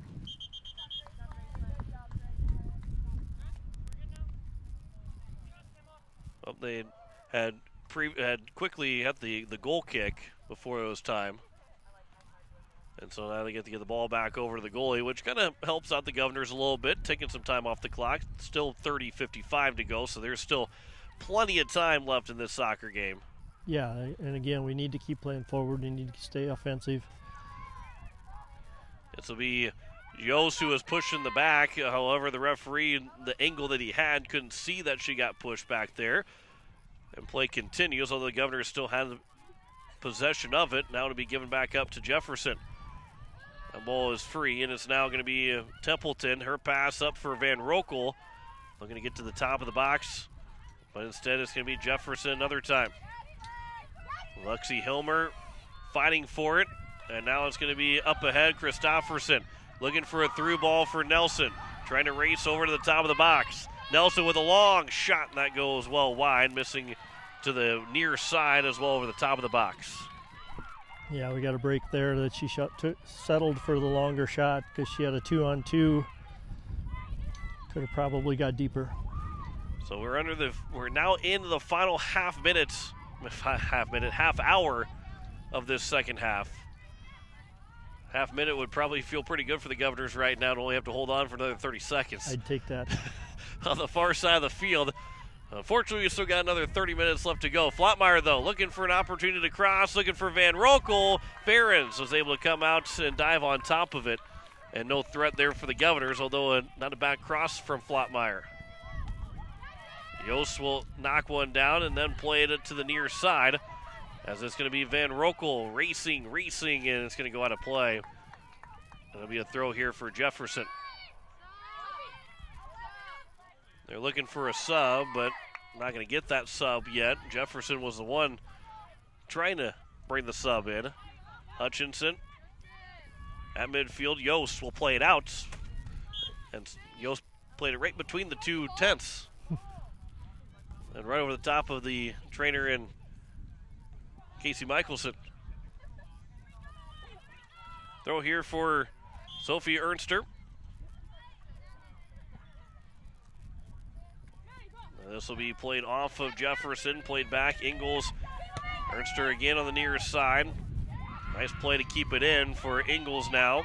However, it is Hilmer that steps in front, and then we'll clear it out of play. And it will be a throw here again for Jefferson. It is still 3-2 with American Family Insurance. Brittany Schuffelbein scoreboard. 28-10 left to go here in the second half. As Barry has it at midfield. A chance for a run to get started. Up ahead for Van Rokel. Governors have the numbers if they hurry, although Van Rokel couldn't settle it down enough, and it's going to be cleared out of play. It'll be a throw for the Governors regardless. And Graceland Taylor will check back in. And Flottmeyer, who scored the goal to make it 3-1, will take a breather with 27:40 left to go here in the second half. And now it's going to be Hilmer. Side of the box, that cross in, and Taylor stepped just a bit too much in front. However, it wasn't maybe necessarily off of Graceland Taylor anyway, because it's going to be a corner kick. Yeah. Graceland just missed it there a little bit, and the defender cleared it. So another good opportunity here. Let's see if we can get a cross like her last one, or serve like her last one. So Taylor on the corner is in the top of the box. Caitlin Taylor trying to settle it back down after it was touched by Jefferson. Taylor back in, and it's going to ricochet and fall down right in front of Ferens, who will grab with no further threat by the Governors. Nelson looking to go far side. Hutchinson steps in front of that pass, and will play it up the sideline but out, and for a throw here for the Cavaliers with 26:30 left to go here in the second half. This will be played back, settled down by the Cavaliers. Templeton, far side, that will bounce its way to the sideline, and Taylor couldn't keep it in. That'll be a throw here now for the Cavaliers. Good crowd here at the Pilk Fields. What would most likely be the final game here in Pierre. That'll be out, so it'll be a throw for the for the Govs. And then Jefferson will allow the Governors to continue to go up the side of the field. Another throw. That'll be out for now, a goal kick for Jefferson. But I do like the fact that they're playing fast and going forward and staying on the attack mode.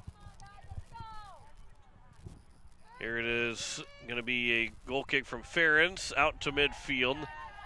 Bounced off the inside of the leg of number 11 and Christofferson. Yost picked it up and then looking for a pass, and Devin Van Rokel was there just a bit too far in front of her. And it's going to be now no goal kick, but Ferens is able to grab it. This will be off the right foot of Ingles, going to her left, and then Lexi Hilmer will play it up ahead. Van Rokel had the feet maybe tangled up, I guess, to allow play to continue. And it will be now Eva Silvernail. Touched along sideline, that's out, and it'll be a throw here for the Governors. And Engbrecht will throw it in here for Pierre. Devin Van Rokel Touches it for Lexi Homer, who tried to play it forward for Barry, and then it's going to be cleared out of play now for the Governors to throw it in again. And now we got Jefferson clearing the ball and getting it out of bounds because we got them worried about the speed with which we're attacking, which they weren't doing there in the first half, especially the latter part of it. Kaylin Taylor, Graceland Taylor, now Barry. Tried to turn to her right as a nice slide play by Barry. Templeton up ahead. Taylor, though, Graceland Taylor, that just a bit too far, and it'll go out for a goal kick. And now we'll have a couple subs as Eva Brown will check in for Jefferson. Natalie Flotmeyer will be back in for the Governors. So it is a 3-2 lead. American Family Insurance Brittany Schuffelbein scoreboard with 23:50 left to go here in the second half. John Winkler alongside Mendel Miller, and we had to go to the handheld microphone for Mendel as with the headset being possessed. And then he had to teach me how to use it. Well, as Van Rokel tried to get over Get the top ahead. and Nice almost effort. got a header in, trying to get over the top of Ferentz. But a good play there by Van Rokel. Yeah, good determination there and making something out of that play. Grayson Taylor had it for a moment. Off the back leg, off the calf of the Jefferson Cavalier. But Templeton stays with it. Got up ahead for the Governors and Caitlin Taylor, then tried to get it for Barry. Now it'll come back for Taylor. And Caitlin Taylor, that'll be off again of a couple of different players. Played back for Sargent. Haven't said Sargent's name very often this second half. And then this will, a pass looking up ahead for Barry will be off of Jefferson out of play, and a throw here upcoming for the Governors. 22:40 left to go here in the second half. Pierce still on top, 3-2. They led 2-0 before Jefferson scored. Flotmeyer made it 3-1 here early on in the second half, but it was quickly answered by the second goal, Mackenzie Nelson. And it's a 3-2 score, and there's a handball in a dangerous area here now for the Governors. Almost the same exact spot as it's probably 2 yards deeper than they had theirs. So now Barry will be the one to take this free kick. The referee will back up the wall of Jefferson all the way back just a couple of steps. About a yard behind or so, yard or two behind the line of the box. Barry's free kick. Love sloughs it, and just, as Mendel said, just a bit too high. Good idea, though. The Jefferson keeper is not super tall. Got to try to drop it over top of her on that top shelf. Jefferson is actually out shooting the Governors 11-10 right now. Although the Governors have the 3-2 lead, that's where it matters the most. This one at the top of the box, Van Rokel. Oh man, Jefferson does have a lot back right now defensively, but at some point they're going to have to start trying to take a chance here. Lexi Hilmer was nudged off the ball, was able to get possession back, and her pass for Van Rokel was intercepted by Jefferson and out of play, and it's still a throw here with 21:10 to go in the second half. And hopefully everybody can see and feel the difference in the game when we're playing on our front foot and attacking. This will be played over. Hutchinson and Templeton were both over there. Templeton will play it back.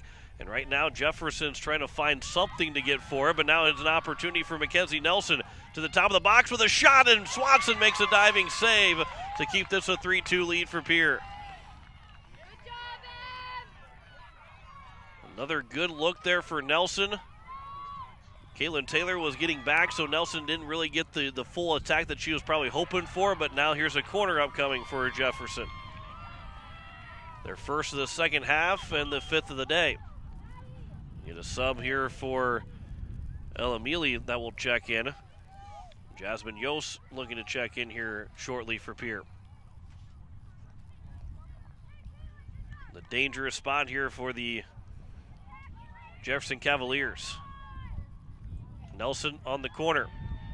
That ball is still free at the top of the box, but it will come out. And the Governors looking to try and clear it. Still at the top of the box. Engbrecht will play it to the far side, but Nelson's over there to pick it back up outside the box on a right foot attack.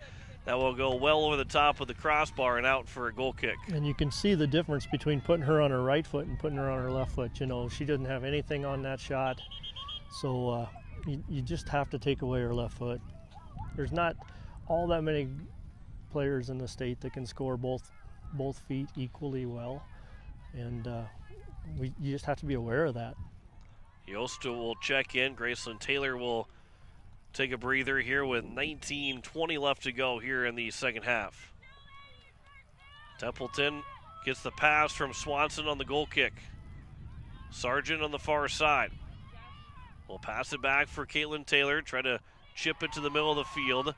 Was headed by Jefferson and then completely cleared by Taylor as it will bounce its way out and over the top of the crowd here at the Pilk Fields. And a good crowd, as mentioned, good crowd on hand for the playoff game for the Governor girls who are hosting the Jefferson Cavaliers in the 8-9 matchup. Second straight year the Governors have been the 8 seed. Looking for a second straight year of a win over the 9 seed. This ball was knocked down. Barry controls it up ahead for Sargent. Played one along for Flottmeyer. Edge of the box. Just couldn't quite get around that last line of defense for Jefferson. It'll be played back up on the far side, but Caitlin Taylor couldn't keep it in play, and it will go out for a throw for Jefferson. And we've got Christofferson that is going to be checking back in with 18:20 and counting to go here in the second half. Mitchell Colonels, their game against Brookings just started at 6 o'clock. We assume that Mitchell will be the winner. They've only lost one game all season. That they'll have a good shot of winning that game. Here's Ryan Berry moving into the top of the box. Inside the box, the ball is still free. Berry had gone down, and Flottmeyer almost got the KCCR Durango. That one almost. That's your car. I think she took my mirror off. I think she might have taken the mirror off. It didn't look good. Something came flying off of that car. If that was yours, Mendel, I apologize, but I appreciate you hanging on and blocking the Durango there. And anybody that knows me probably knows how valuable that car is. So that's a tragedy there. Here is Templeton to the far side of the field for Sargent. I don't mean to laugh at your pain there, Mendel. As it will be Sargent's side of the box, looking to get to Flottmeyer, and it'll be played back over. And now is Mackenzie Nelson at midfield.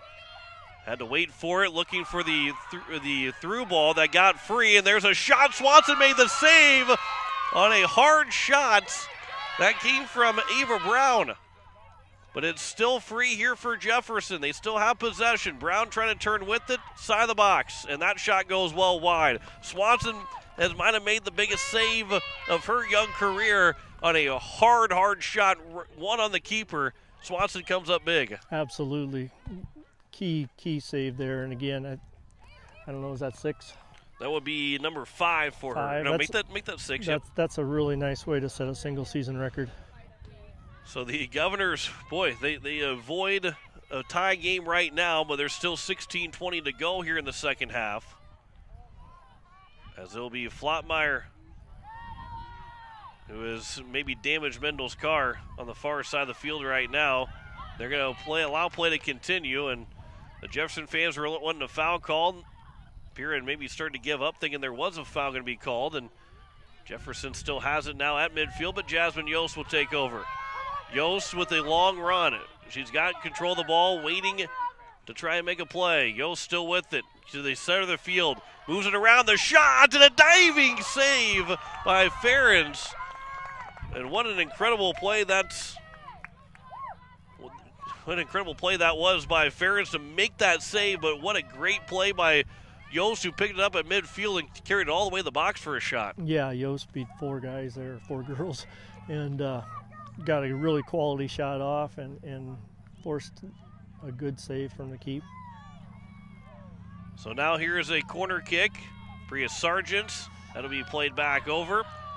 And then now it's going to be for Jasmine Yost to the far side of the field. Ryan Berry, left foot attack and looking for a cross. And Grace Ingbrecht has it here on the near side. Back for Graceland Taylor. Over, Yost trying to redirect that off the hip. And it will be settled back down now here by Brown for Jefferson. Right in front of us, right near midfield, off of Grace Ingbrecht, out for a throw. And it'll be now for Brindley Altenberg to check back in. A throw here for Jefferson. You know, there's a scoreboard sponsor that if you had some coverage, Mendel, might be able to call somebody tomorrow. Maybe you need to call them and give me a good deal. I don't know. Well, I mean, it's in the line of duty, right? Right, that's right. I'm not sure that the coverage will. You might be able to get a sports coverage. I don't know. This will be out for another throw here for the Jefferson Cavaliers. It'll be Sophie Ernster to throw it in for Jefferson. Of course, that scoreboard sponsor, American Family Insurance, Brittany Schuffelbein. The near side, Ireland Templeton. That's going to be out for a throw for the Governors off of Jefferson last. Will be played back here for Ernster. Jasmine Yost takes it away from her. And now Yost looking for an opportunity to get Barry on the run, but put it too far, and Barry will slow herself down to live to fight for another day. With 13:30 left to go here in the second half. Pierre still leads 3-2. Ball came right on top of the foot of Yost, and she'll play it all the way over to the Pierce side of the crowd, and be a throw for Jefferson, but a throw upcoming here for Madison Ingalls. Throw here for Jefferson. Down by 1. But the Govs they've led since 28 seconds, make that 38 seconds into this game. They've led this entire way, but Jefferson hasn't made it easy ever since the Governors went up 2-0. Templeton, Taylor trying to touch one along, but Barry hadn't got the run started to go quite yet. It'll be picked up by Ferentz. Good look there, and again, way more offensive, way more attacking. And yeah, the Governors, Mendel, you probably would think too, if you're just looking at this game, you're probably thinking that it's a tie game right now. Maybe not so much that the Governors would be down, but that they're playing like like they don't have the lead. Exactly. Well, 2-goal leads haven't lasted very long, so maybe we can just live to protect this one. Bria Sargent will throw it in here with 12:10 to go. This will be on the far side off of a couple of bodies, and then played back Templeton at midfield. They'll wait, and they'll be out of play, and it'll be a throw here for Jefferson. I'll tell you what, time goes a lot slower when your team's got the lead. This last 10 minutes or so feels like it's been taking an eternity to get here. This will be played out at midfield. There's a foul committed by Jefferson, and only the third foul in total. I mean, the fourth foul in total, third by Jefferson so far today. And it's not because these two teams aren't playing hard. They're just playing a pretty good level of soccer and being smart about things. So it'll be a throw here or make that a free kick here for Ireland Templeton. Minnesota Twins picked up the win. 18-game losing streak in the playoffs is now over. They're now a win away from advancing in the ALDS. It'll be Niley Flottmeyer for Grace Ingbrecht, trying to chip one up to the tie of the box. Barry heads it up in the air, trying to settle it down, looking for an opportunity to maybe make a pass, make a play. Crossover for Taylor, moving in with the left foot. The shot, she scores! The Graceland Taylor makes it 4-2 with 11:01 to go here in the second half. Yeah. I don't have much to say about that one. Wow. Great left foot finish by Taylor. I thought she took it too deep and took her angle away, but she was able to sneak it. I think it was near post. And again, Barry using her strength to win the ball at the top of the box and then distributing and seeing the field enough to set her up. I think she's just set a single season assist record with that one. That's her third assist today of the 4 goals that have been scored. Second goal by Graceland Taylor. And the Governors have a 4-2 lead now with 10:50 to go. It's been a struggle to hold on to a 2-goal lead twice now for the Governors, as Mackenzie Nelson will move back in. That cross, that will be off of the Governors and out for another corner kick. You got to give Jefferson credit. Mackenzie Nelson especially, but they don't lay down. I mean, they come right back at Pierre as fast as they can, and every time Pierre's got that second goal, think they're calling offside maybe, but every time Pierre's got that 2-goal lead, Jefferson's come back with vengeance. That was an offside call against the Cavaliers. I did not think that didn't go off the Governors, but so Governors can take their time here. Another 10 minutes to go here in the second half, but the Govs have to hold on to this 2-goal lead now. Mackenzie Nelson again. It's going to be a play. That's a handball off of Templeton. Just right up to her shoulder, and with the arm extended, not even extended up or out, it's just bounced right off of her, and a handball called, and now a spot that Nelson's not even going to take the free kick. They're going to go quick. That shot off the crossbar, it's loose, and it's going to go off to the right side of the net, and it's still played here at the end line for the Cavaliers, who will be out for a throw now for Jefferson. I think Swanson got a hand on that, pushed it up, punched it up off the crossbar. It came back. There was 2 Jefferson forwards there waiting for the ball, and Grace Engbrick, I believe it was, got in their way and got it cleared. So here is on the throw-in. That'll be out again for another throw for the Cavaliers, as they're trying to move a little bit quicker, with the Cavaliers down by 2 with 9 minutes to go here in the second half. Pierre's going to try to hold on for another 9 minutes to get to the quarterfinals. Headed right back by Lexi Hilmer, right back out of play. And now we've pulled everybody back. Going into defensive mode here for the Governors. This one a high kick, bouncing, and Swanson made sure to play it off the bounce, not let the ball play her. And no threat there from Jefferson. Yeah, nobody crashed in there, which allowed her to do that. And this will be played back over. Another throw here for the Governors. Grace Engbrecht will take it. Wind's starting to pick back up a little bit here for late in the second half with 8:20 left to go here. Jasmine Yost, that'll be off of Yost and out of play, so now a throw for the Cavaliers. Lexi Hilmer steps in front. Another throw here for Jefferson again. As we start to get closer to 8 minutes to go, Lexi Hilmer will kick it right back out of play. Engbrecht. Taylor. Now Hilmer. But that ball will be taken back by Nelson. Nelson looking to get free for a shot. Now it's going to be well wide on a chance from Taryn Hieronymus. And it's going to be out for another goal kick with 7:40 to go here in the second half. Nice play by Jasmine Yost there, taking the ball off of Nelson's foot. Hieronymus not nearly as dangerous, and she shoots it about 30 feet wide. Engbrecht, that pass back to the middle of the field.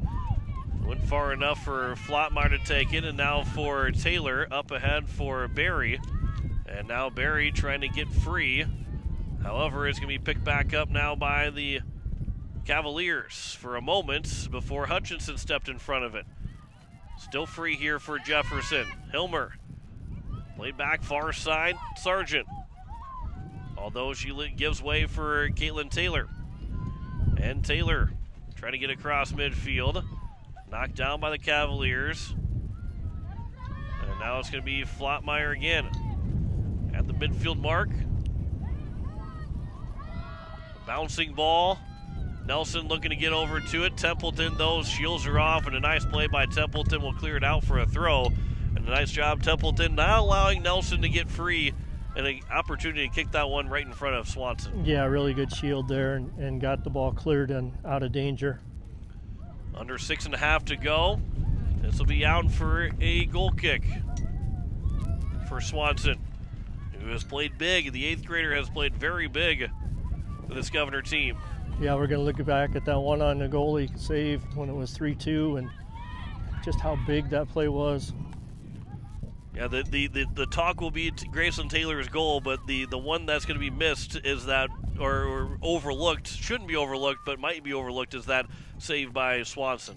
Yeah, you know, there's a lot of little plays that go on in a game like this that make the difference between winning and losing. And now here is Sargent on the far side of the field. How about a dagger here for the Governors? Sargent, the advantage will be given to the Governors. Flottmeyer will turn with it. Her shot right on, and a save made by the goalkeeper in Ferens. And the Governors nearly made it a 3-goal game and put the dagger in to advance to the quarterfinals.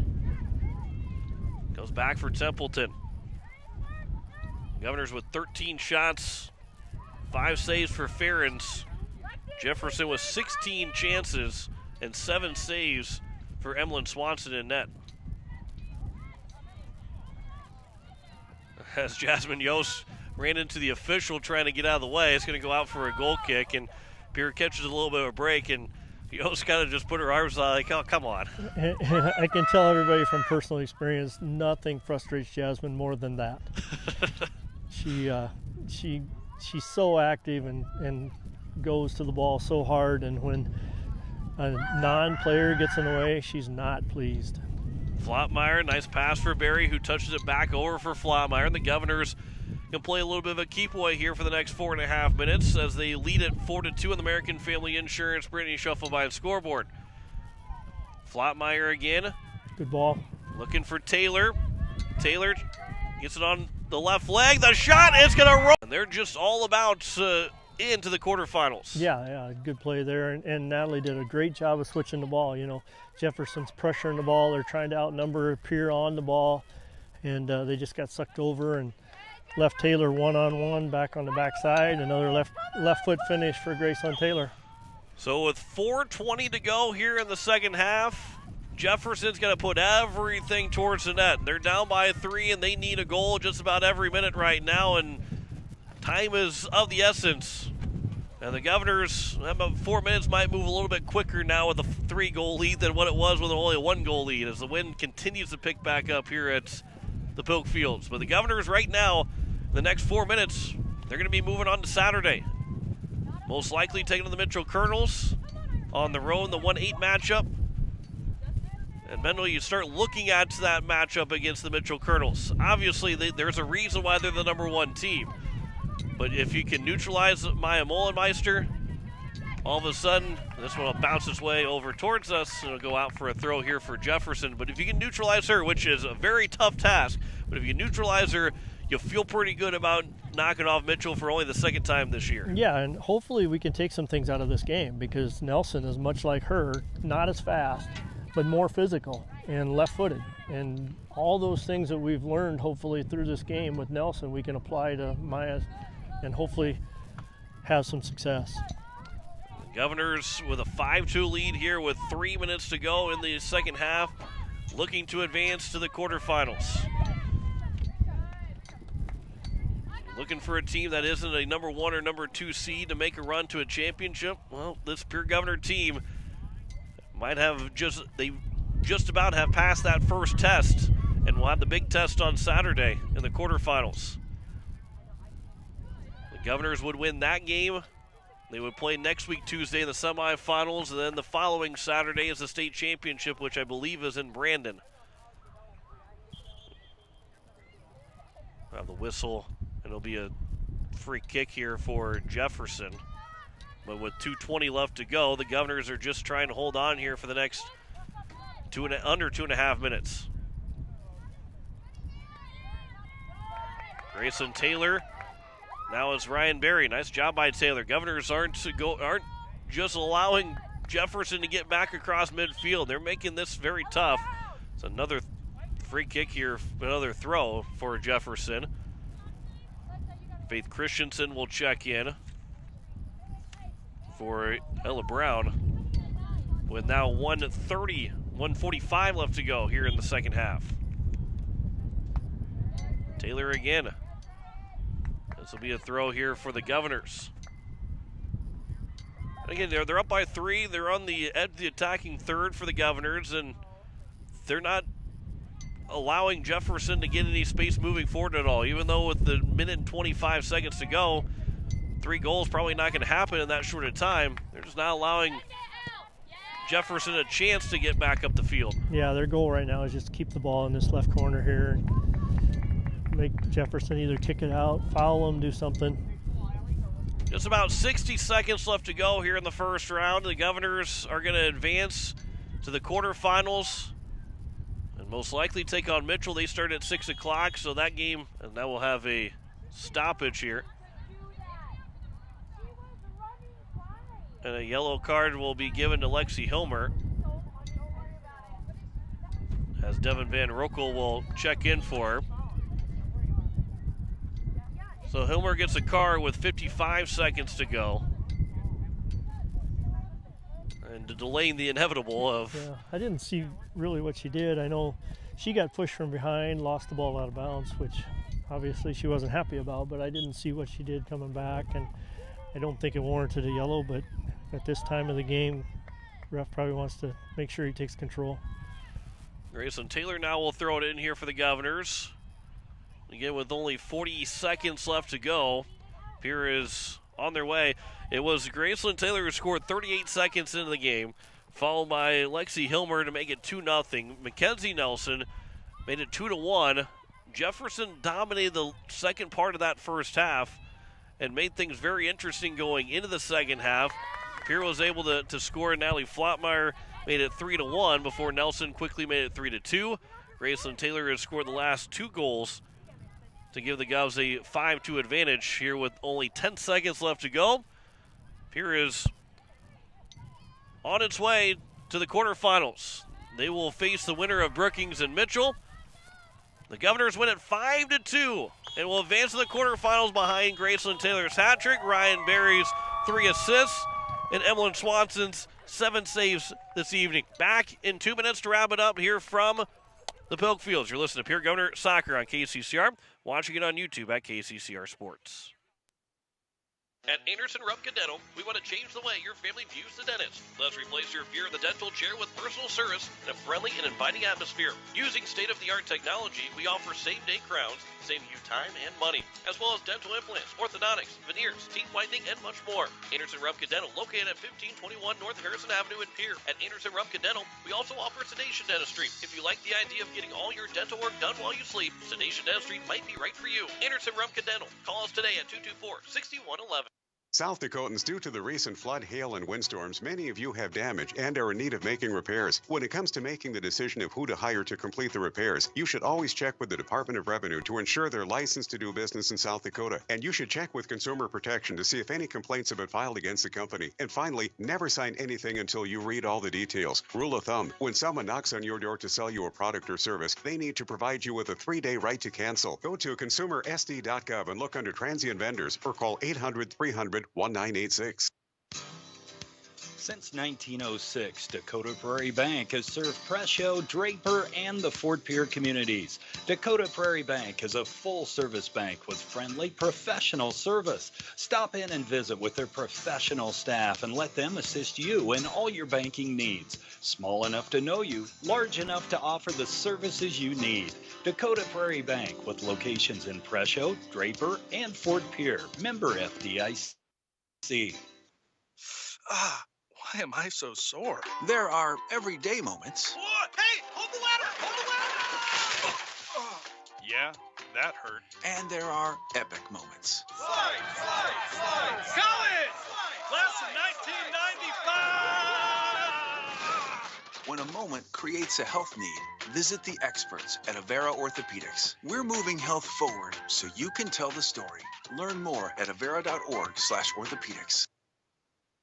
As we welcome you back here, the Pierre Governors, they are winners 5-2 on the American Family Insurance Brittany Schuffelbein scoreboard. John Wickler alongside Mendel Miller as we'll try and talk to a couple of players here. Maybe he talked with Graceland Taylor and Ryan Berry. Oh, there we go. We get them over here pretty quick, and we'll get the microphone handed off to them. They maybe stand out in front of the – might have to stand back a little bit of ways from the camera, but we'll get you the microphone. And so, Ryan, you got 3 assists here in this game. Take us through here how you're able to define your teammates like you did.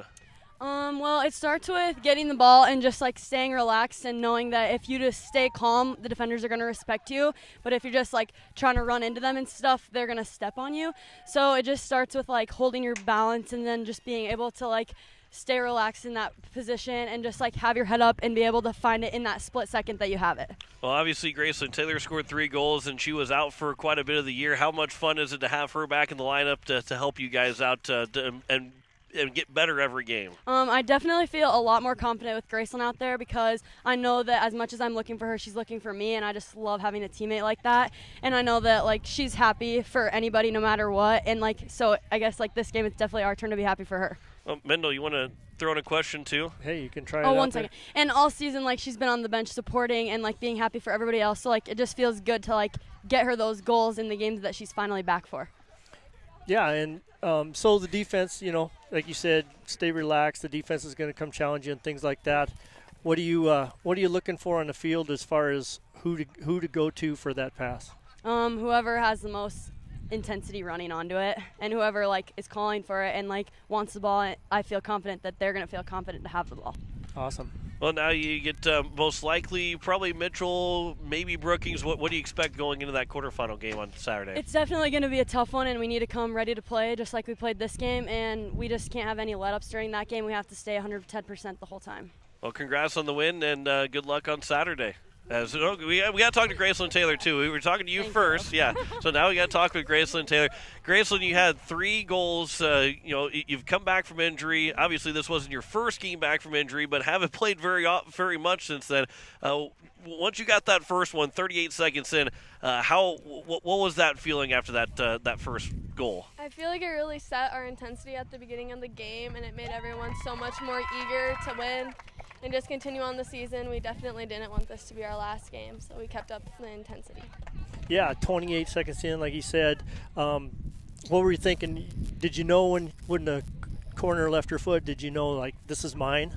Yes, actually before she even started kicking it, Ryan always finds me in the back of the net, and there because Bria runs in and brings that defender, and so I'm always left back there on my own, and that's where her corner kicks usually go. How good does it feel to be back on the field? It feels so good. I've been out a lot of the season, and it just sucks not being able to play with my seniors that I've been playing with for a long time, so I'm really happy I got to be back. Well, and Ryan said that you're doing a great job of being a great teammate when you've been injured, but how tough was it to continue to be, because I know you wanted to be out on the field, but how tough was it to be out for a while and be on the sideline and not be able to be in the game? It was tough, but like I said, I wanted to be back, and I wanted to be able to play more than one game at the end of the season, so encouraging my teammates was the only thing I could do from the sidelines, and I'm really happy that they pulled through and got us here. Well, what are you expecting Saturday, regardless of if Mitchell or Brookings? Most likely Mitchell. What do you expect Saturday in that quarterfinal game? I hope the intensity is the same and we're all just working together very well, talking, not getting down on each other, and I just really hope that we can pull through another win. Well, congratulations on the win, and good luck on Saturday in the quarterfinals. Thank you. That is Graceland Taylor, Ryan Berry, our players of the game, as Taylor with the 3 goals, Berry with the 3 assists, and the Governors will advance to the quarterfinals to play against either Mitchell or Brookings, most likely going to be Mitchell. But we bring back Mendel here, and Mendel, to wrap it up here, your final thoughts on this win for Pierre and being able to dominate themselves and dominate to get to the quarterfinals. They did. You said it. They dominated for most of the game. There was about that 20-minute stretch at the end of the first half where I thought we looked a little scared, a little intimidated. But the whole second half, once we turned it around and started going on the attack and things like that, then it just makes a world of difference with these girls. They want to play forward, they want to attack, and they want to be aggressive, and they play so much better that way. It just shows what they can do if they, put their minds to it and play with confidence. Well, the fact that we're done before Mitchell and Brookings are done, we don't know the time, we don't know the location, we just know they're playing Saturday. The Governors are playing Saturday. Most likely it's going to be in Mitchell on Saturday, but they're going to be in the quarterfinal game coming up this Saturday. If they win, they'll play Tuesday in the semifinals, and if they win the semifinal game, they'll get to the finals, which will be next week Saturday. But the Governors win it 5-2, with Graceland Taylor scoring 3 goals, Natalie Flottmeyer the other goal. Ryan Berry had 3 assists. It was Flottmeyer that also got an assist as well. And Mendel, we kind of mentioned a little bit, but this matchup for Pierre against the Mitchell, who we expect it to be, it's a matchup that a 1-8 matchup that you like to be the number 8 seed. A lot of times you don't like to be the number 8 seed, take on the number 1 seed. But I think you like this matchup a little bit here for Pierre going against Mitchell. Mitchell's had a fabulous year. They won their first 11 games, I think, or something like that. They have 1 defeat, and that was a really close game too. But they've had close games. Teams have played them close, and I think the plan and the blueprint is out there for how to stay close. Now Pierre just needs to take advantage and play with confidence and take advantage of the situation in front of them. Well, the Governors will play Saturday, most likely against Mitchell, but we'll have the full time and the details of it all coming up here as we get probably in tomorrow morning. You'll be able to hear when they will play. It might be tomorrow afternoon before the time is decided, but we'll know who they're playing by the end of the night tonight. But the Governors do win at 5-2. I want to say thanks to Emma Thielen back at the station. We will send you out to Milwaukee for the Brewers and the Diamondbacks game coming up here in just a moment. But the Governors are 5-2 winners thanks to Emma Thielen back at the station. Mendel Miller, John Winkler here signing off. Governors advance to the quarterfinals. Graceland Taylor, the hat trick. Natalie Flottmeyer with a goal along with Lexi Hilmer. And the Govs win at 5-2 over the Sioux Falls Jefferson Cavaliers as we say so long from Pierre. You've been listening to Pierre Governor Athletics on KCCR and on YouTube at KCCR Sports. Pierre Governor Sports is brought to you by Wind Circle, the Clubhouse Hotel and Suites, Edward Jones Financial, CHS River Plains, Faith Lutheran Church, Oahe Federal Credit Union, Slumberland Furniture, Lamb Motors, AGE, Capital City Ford, Lincoln, and Toyota, American Family Insurance, Brittany Scheffelbein Agency, Country Carpet, Capital City Campus, Shane's Pharmacy, Floss Dental, Brave Plumbing, Birding Electric, Fisher Round, Access Health, Billion Auto, Weatherall, The Swartz Agency, Xander Auto Parts, Todd's Electric, First United Methodist Church, Kruger Contracting, First Dakota National